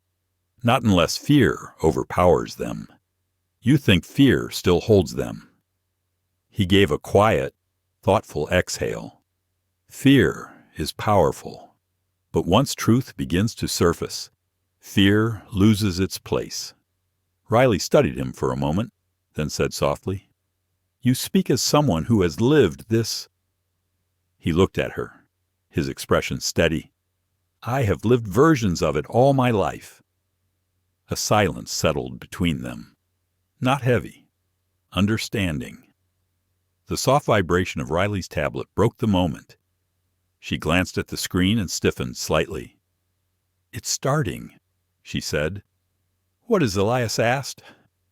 "Atlas PR just released a statement saying they are committed to transparency and are reviewing internal documentation to ensure consistency." Elias walked back to the window, hands resting gently beside him. "That is the language of an organization preparing to defend itself." "They're trying to get ahead of the story," Riley said. "They cannot," Elias replied, "not when the cracks are coming from inside." He turned from the window, facing her fully. "We need to protect Olivia. She has done enough alone." Riley took a breath. "I'll coordinate with the legal team. Confidential counsel, separate from Atlas." "Good," he said. "And Elias?" She paused. "What is your next move?" He stood in the center of the room, feeling the weight of the folder in Riley's hands, the echo of Olivia's courage, and the quiet fire beneath the surface of Atlas's polished exterior. "My next move," he said softly, "is to let Atlas feel the consequences of its own choices, not by force, by truth." Riley stepped closer. "That means timing." "Yes," he said. "Truth must appear at the exact moment when denial can no longer disguise it." He walked back to the table and picked up the folder, holding it with a calm, deliberate grip. "Schedule a meeting for tomorrow. I want Olivia present and someone else." "Who?" Riley asked. "Lydia," he answered. Riley blinked. "You want the journalist in the same room. She is already carrying pieces of the story," Elias said. "Better she sees the full picture than stumble onto it alone." "She'll ask questions," Riley cautioned. "That is what she does," he replied. "And she will handle the truth with integrity." He moved toward the door, stopping with his hand resting lightly against the polished surface. "This is not a war. Riley, it's a reckoning." She held his gaze. "I'll arrange everything." Elias opened the door. The hallway outside was quiet, illuminated by soft lighting that cast gentle shadows along the walls. He stepped forward, feeling the calmness he often carried settle back into place. At the elevator, he paused, the folder resting against his side. He closed his eyes for a moment, letting his thoughts drift through the day. Olivia's trembling breath, Riley's urgency, Lydia's determination, the quiet urgency spreading through Atlas's walls. Truth was moving, and the ground beneath Atlas had begun to tremble. When the elevator doors slid open, he stepped inside without hurry, his posture steady, His reflection in the polished panel showed a man composed, but carrying a quiet fire behind his eyes. Not anger, purpose. As the doors closed, the soft hum of the elevator followed him downward, echoing like the start of something inevitable. A quiet hush settled over the private meeting hall on the 12th floor of the Atlas Executive Building. The room was solemn, framed by tall windows that overlooked the harbor. The muted light outside seemed to echo the tension within the space. Several board members sat around a long table polished to a dark sheen. Their expressions uneasy as whispers passed between them.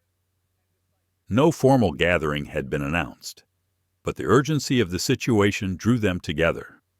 A fractured board often acted like a living organism sensing danger, each member responding instinctively to shifts in the environment. Today, that shift was unmistakable. Director Alan Whitford adjusted his glasses and glanced toward the screen at the far end of the room.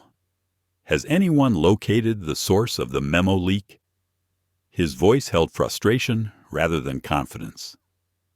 Director Marlene Voss kept her gaze fixed on a stack of documents. No. And if the leak originated inside the pension department, it may be more widespread than we realize. A beat of tense silence followed. Someone cleared their throat quietly. The air felt thick, as though the walls were absorbing their worry. At the far end of the table, Samuel Drake, one of the longest-serving board members, leaned forward. We've contained crises before. We'll contain this one as well. Marlene met his gaze sharply. This isn't the same. People are angry. They're talking in hallways. And the press is circling. That reporter, Lydia Mercer, she's already asking questions. Another voice joined in, quieter but firmer. And investors noticed our unusual activity. They're expecting a statement. We can't keep avoiding them. Alan rubbed his temples. Where is Chairman Hale? The question floated unanswered for a moment. Marlene folded her hands. Cynthia is preparing a response. She wants to deny everything and shift the responsibility onto outside analysts. That will not work, a board member muttered from the corner. Not this time. The murmurs grew louder, frustration building. Suddenly, the side door opened with a gentle click. Cynthia Hale entered. Her posture was sharp, controlled, her expression unreadable. She moved to her seat with quiet precision and set a leather folder on the table. For a moment, she did not speak. She simply observed the unease stretching across the room. When she finally raised her head, her voice carried cool authority. I see everyone is already in panic mode. Marlene straightened. This isn't panic. It's reality. Cynthia's smile was thin. Reality, she repeated, almost thoughtfully. The reality is this: we will issue a statement, deny any inaccuracies, and attribute the leaked memo to misinterpretation by lower-level staff. Alan's eyes narrowed. That will bury Olivia. Cynthia nodded once. If necessary. A flash of anger passed through Marlene's eyes. She didn't alter those figures. Someone above her did. Cynthia leaned back in her chair. Marlene, perception is more important than technical truth. We need a scapegoat. Unless you have a better idea. The room fell silent. Cynthia's gaze swept across the table. She was accustomed to control, to obedience. Her confidence carried a sharp edge sharpened by years of power. But today, the silence she received was different, heavy, resistant. Samuel cleared his throat. We could just be transparent. Admit someone made changes and commit to a full review.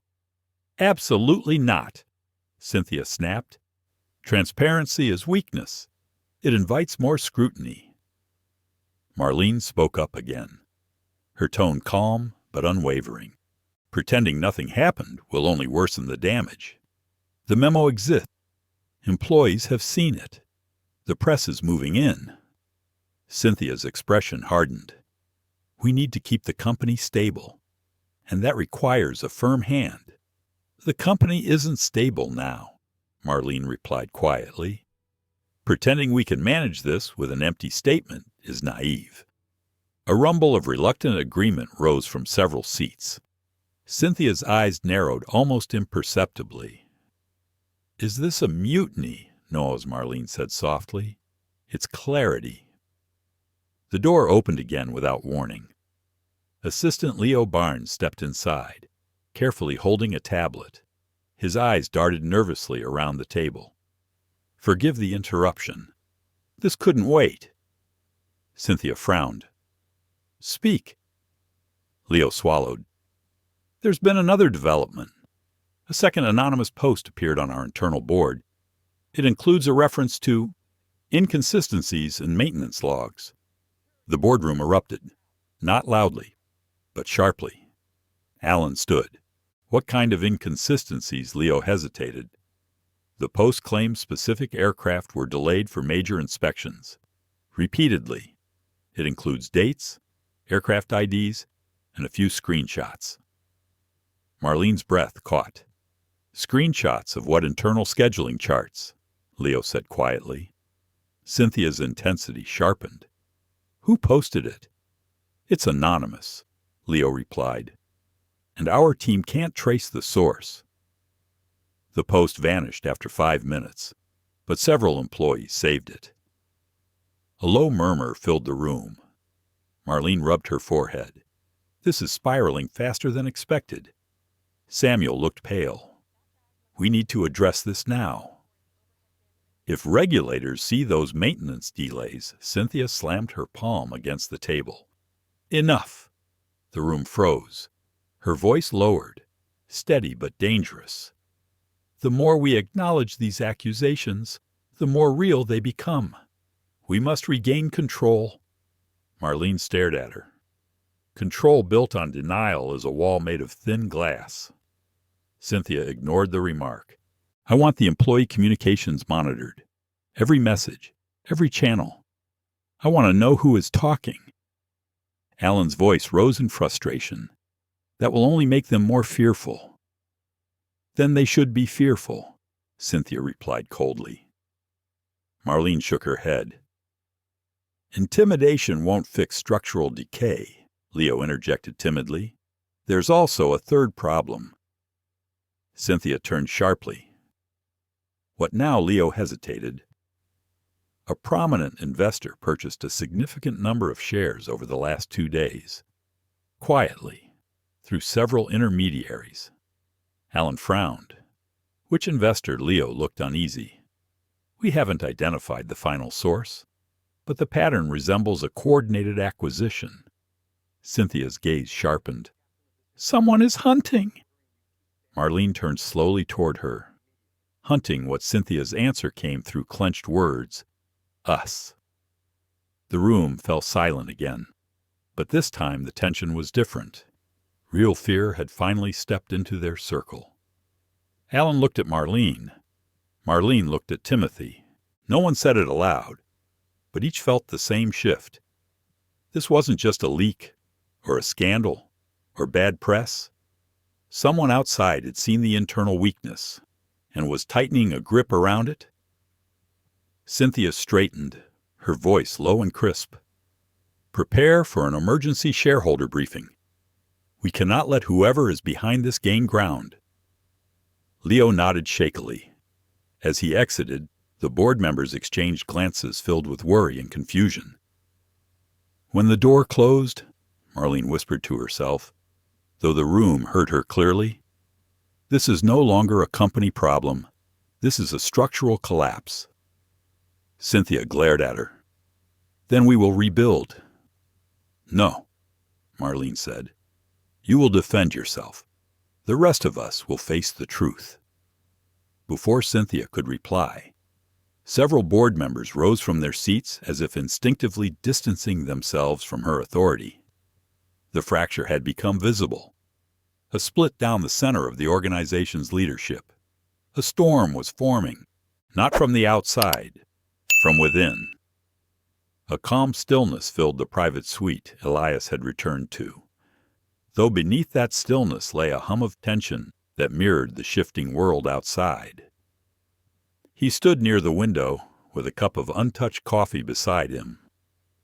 The skyline spread out like a quiet mosaic, but Elias felt the current beneath it, a current that had begun turning days earlier and now pressed against every surface of the financial district. Riley entered quietly, carrying her laptop against her chest. Her expression already told him the market had responded. She set the laptop on the table and opened it. Dozens of charts flickered across the screen, each showing lines that dipped, shivered, or rose depending on which angle one viewed them from. "It's starting," Riley said softly. Elias moved closer. "Show me."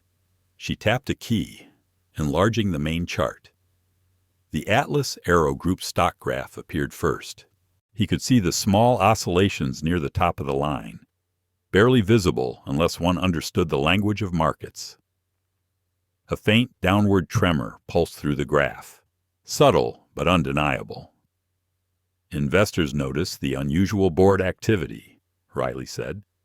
"That alone caused some shifting." She tapped again. Then Lydia's article amplified it. Another tap.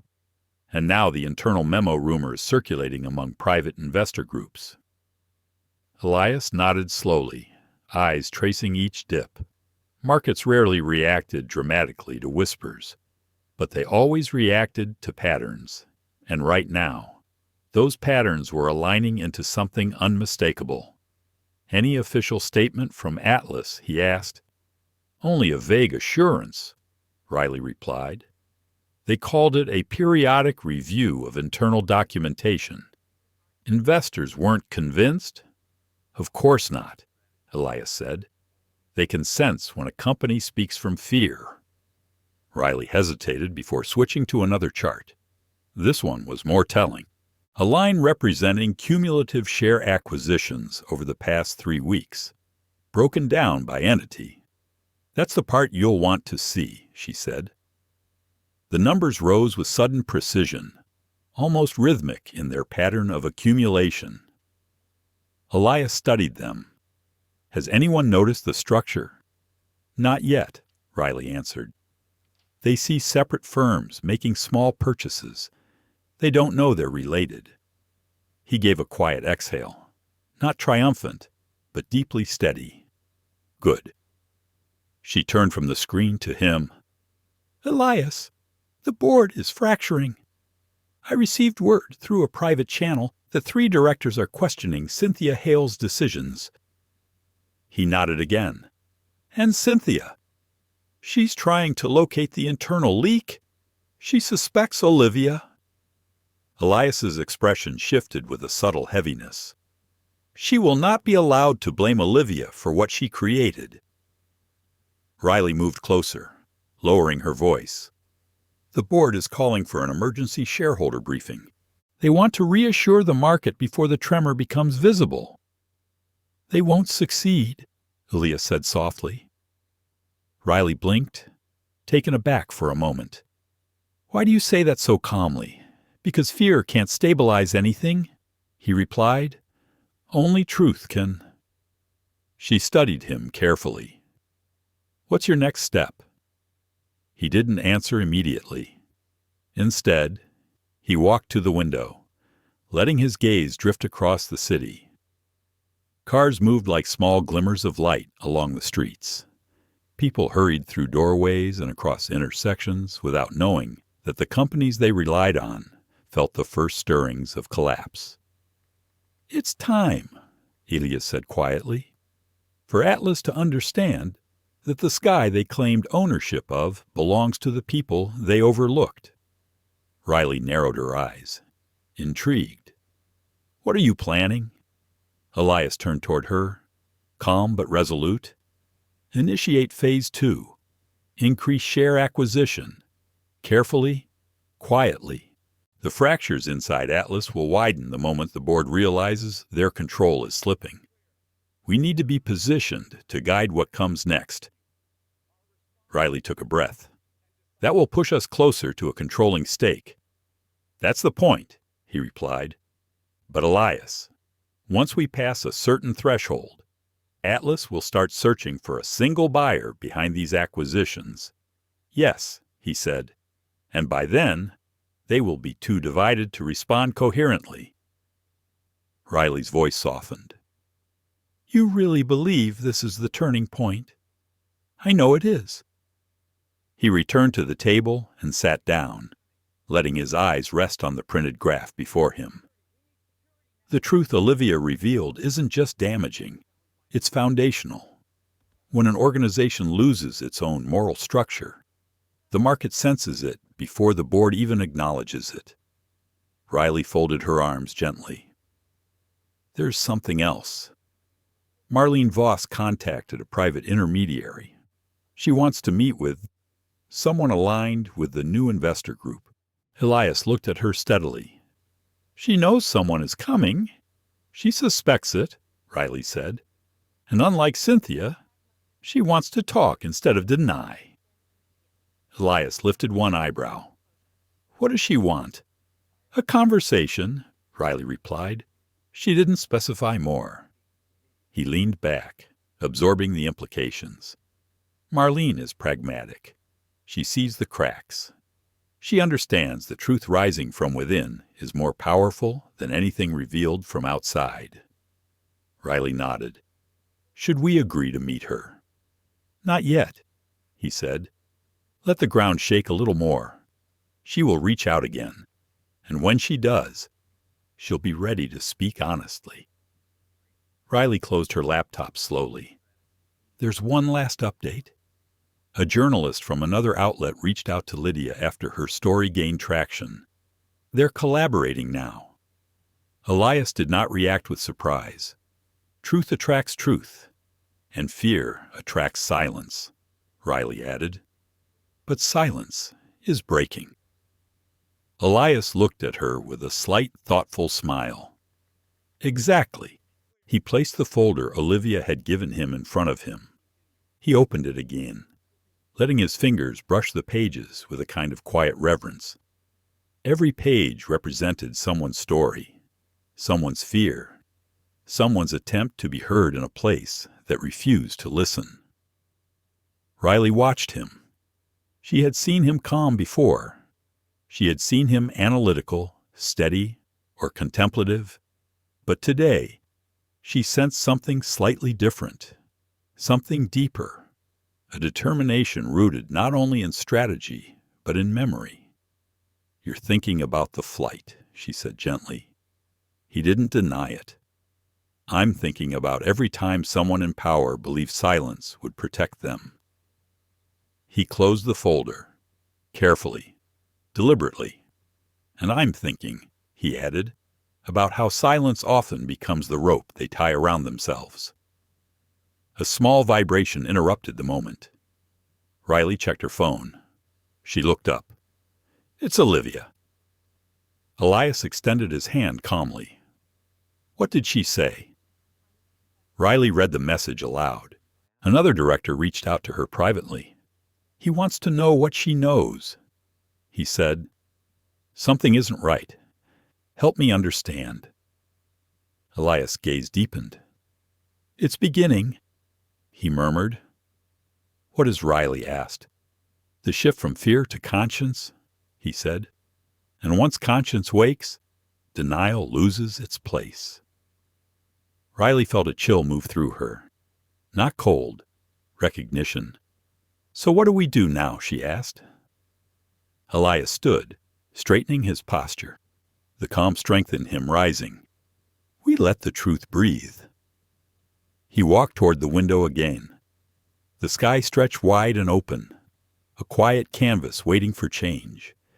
And when Atlas finally realizes who is buying the pieces of their empire, Elias whispered, they'll understand that the passenger they once dismissed is the one guiding the horizon they tried to guard. Riley stood beside him. This isn't just business to you." "No," Elias said softly. "It never was." The ballroom of the Harborcrest Hotel had been transformed into a formal meeting hall. Rows of chairs faced a raised platform where a long table stood waiting. Microphones rested at even intervals. A large screen at the back displayed the Atlas Aerogroup emblem in muted silver. Outside the tall windows, the harbor stretched in a pale shimmer. Inside, the air held a quiet heaviness. Shareholders arrived in a steady stream. Some wore tailored suits and guarded expressions. Others clutched folders and tablets, eyes sharp behind glasses. Conversation stayed low, filled with the kind of sentences people use when they feel the ground shifting under them, but do not yet know how far the cracks run.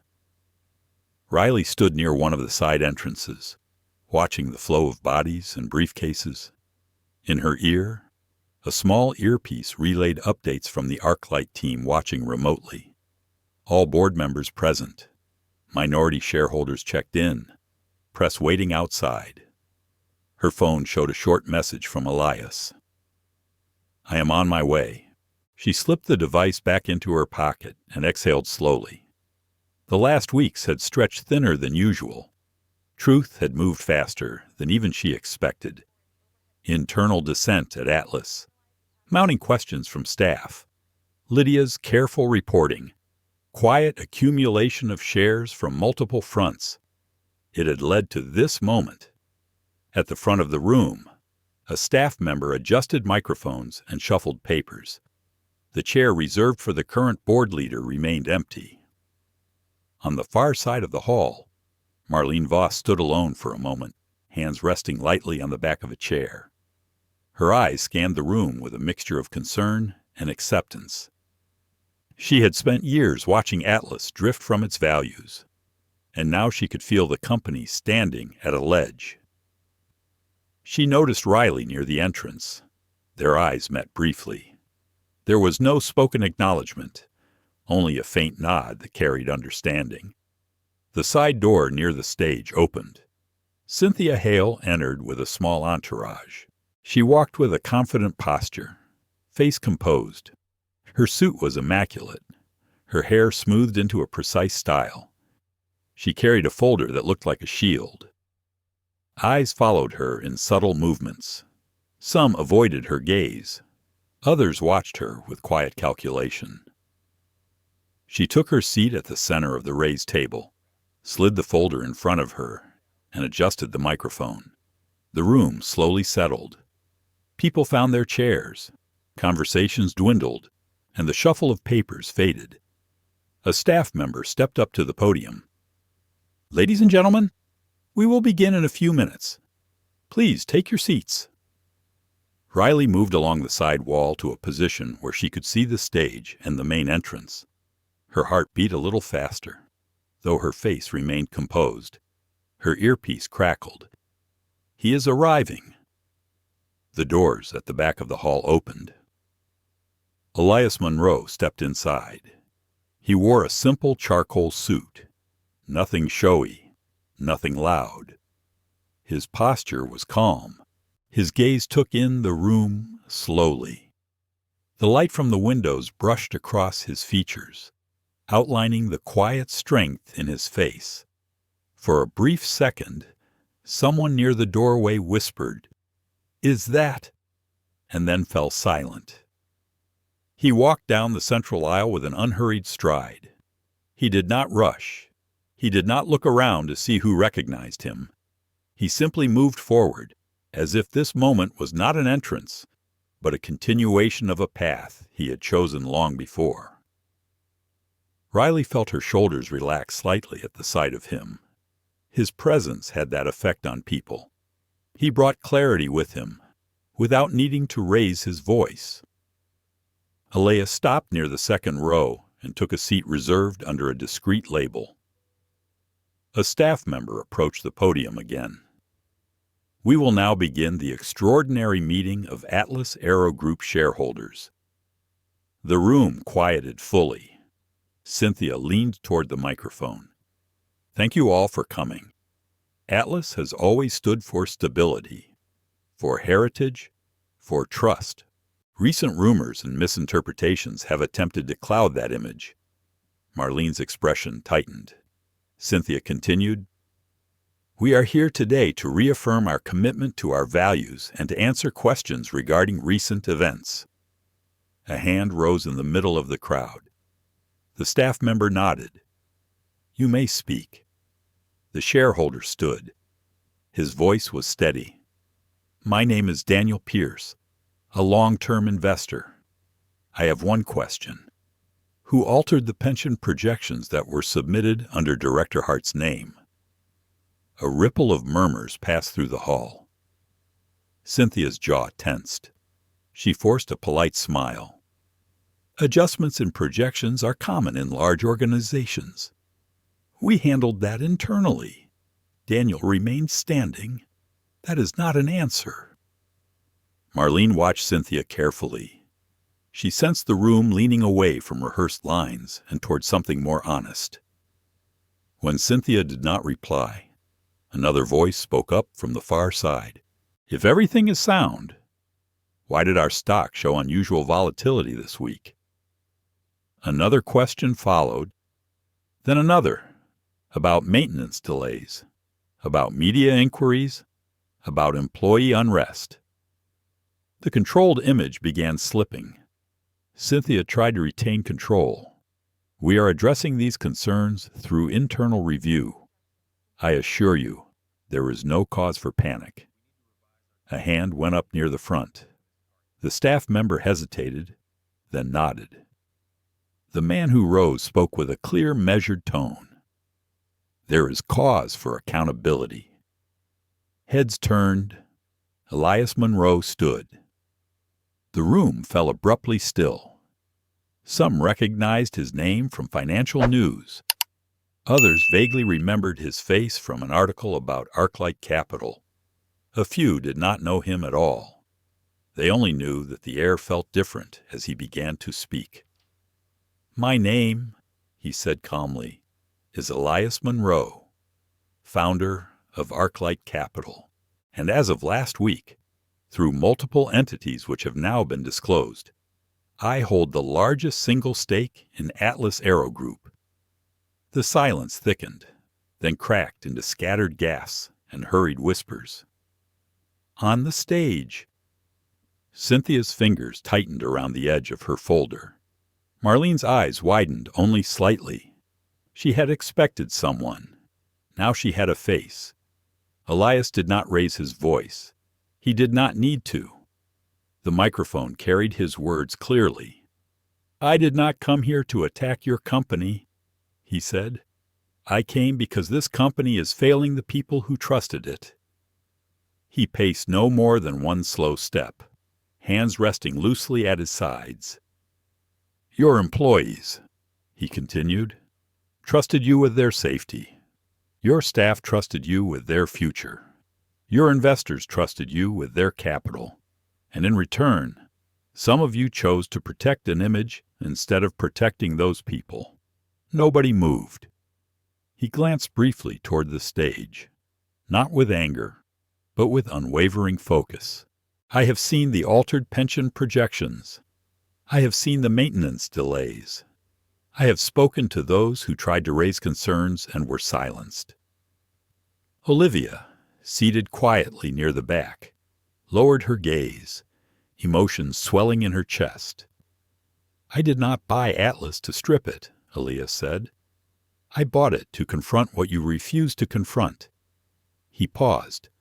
"When a system punishes those who tell the truth and rewards those who hide it, that system is already broken." The words settled over the room like a firm, steady weight. He continued, voice low yet filled with quiet conviction.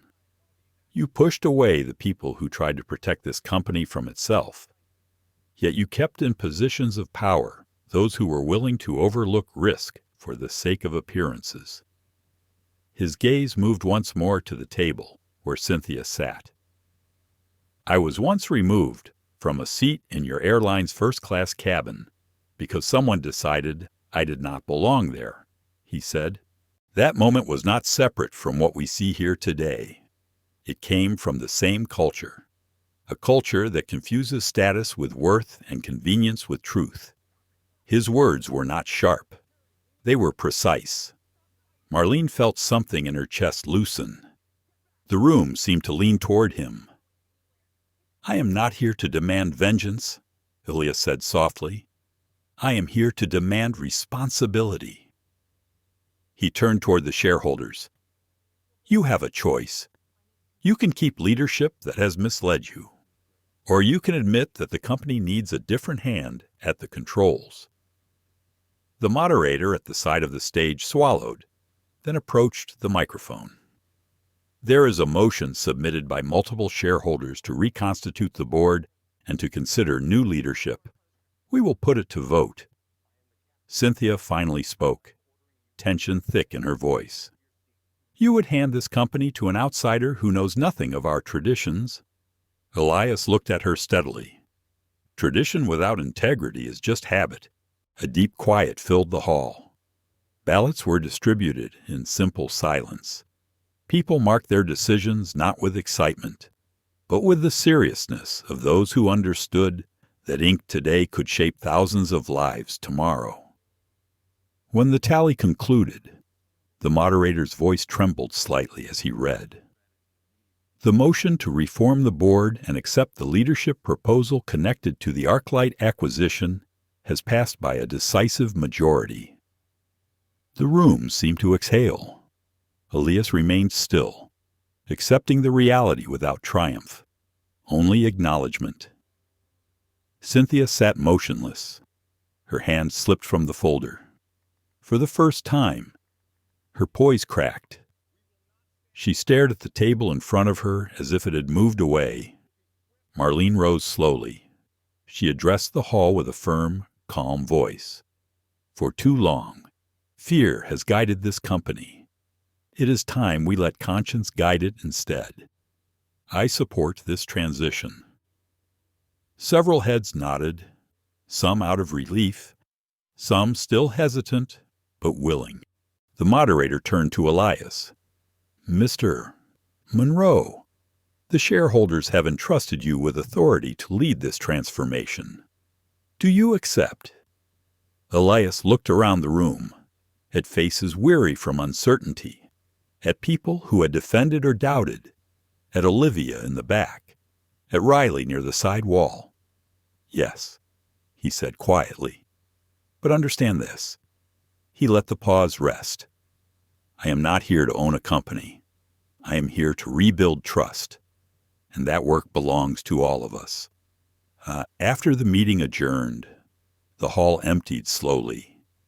People moved in quiet clusters, exchanging glances filled with a blend of hope, uncertainty, and a faint trembling relief. Something fundamental had shifted in the room earlier, and even those unsure of Elias felt the weight of a new direction forming. Riley stayed near the side wall, watching the shareholders leave. Her heart steadied while her mind replayed the final moments of the vote. She sensed they had crossed a threshold and stepped into a wide unknown. Elias remained seated for a long while, hands resting lightly on the table in front of him. The voices around him gradually softened until only the faint hum of air vents remained. When he finally stood, he did so with a quiet composure, not triumph, not excitement, something gentler, deeper. Marlene approached him with deliberate steps. Her expression held the solemn acceptance of someone who had witnessed both the rise and decline of something she once believed in. "Mr. Monroe," she said, "you didn't come here to take over a company the easy way." "No," Elias replied. "I came because the people inside deserve better than silence." Marlene lowered her gaze, then met his eyes again. "Atlas lost its compass long ago. Perhaps. This gives us a chance to find it again. Only if people are willing to rebuild it," he said. She nodded. "Some of us are, and some will need time." He appreciated the honesty. Time is part of the work. They exchanged a brief look of shared understanding before Marlene stepped back, giving him a respectful space to breathe. Riley moved closer. You handled that moment like you'd been preparing for it your entire life. Elias gave her a small, steady smile. Life prepares us in ways we don't always realize. She watched him for a moment, then asked softly, "Do you feel the weight of it?" "Yes," he said, "but not as a burden, as responsibility." A staff member informed them that the press remained outside the building, waiting for statements. Elias shook his head gently. "Let the board speak first. This moment belongs to them as much as it belongs to me." Riley nodded. "I'll tell them." As she stepped away, Olivia approached from the far row. She moved cautiously, as if unsure whether she belonged in this moment. Her hands clasped in front of her, and her breath carried a faint tremor. Elias turned to face her, his expression softening. "Olivia." She paused before him. "I don't know what to say. I never expected today to end like this." "It ended the way truth leads," Elias said. Her eyes glistened, though no tear fell. "You didn't let them silence me. You never deserved silence," he replied. "You carried the truth long before anyone else believed it. All I did was make space for it." She shook her head gently. "You gave it strength." He responded quietly. "You gave it courage." A faint exhale left her chest, part relief, part disbelief. Cynthia. She thought fear could hold everything together. "Fear can hold things only until someone chooses honesty," Elias said. "Then the shape changes." Olivia looked toward the emptying hall. "So what happens now?" "What does Atlas become? That depends on who chooses to step forward," Elias answered. "I won't build it alone." Olivia hesitated, then asked, "Do you think people will trust this transition?" He considered her question thoughtfully. "Trust isn't built in a single decision. It's built in the choices that follow." She nodded slowly, absorbing the truth of that. A soft voice interrupted them. "Mr. Monroe." Lydia Mercer stood near one of the side aisles. She had a notebook tucked under her arm and a camera bag at her shoulder. Her expression wasn't intrusive. It was curious, respectful. Elias motioned for her to come closer. "I won't keep you long," Lydia said, "but I need to know something for the record. You bought into Atlas before the scandal broke." Why Elias's gaze remained calm. "Because I sensed something was wrong long before today." "You bought it because of the flight incident?" she asked. "No," he said softly. "Because of what the incident represented." She considered that. "And what does it represent to you, systems that forget the people they exist to serve?" he replied. "In the quiet ways those people are taught to accept harm."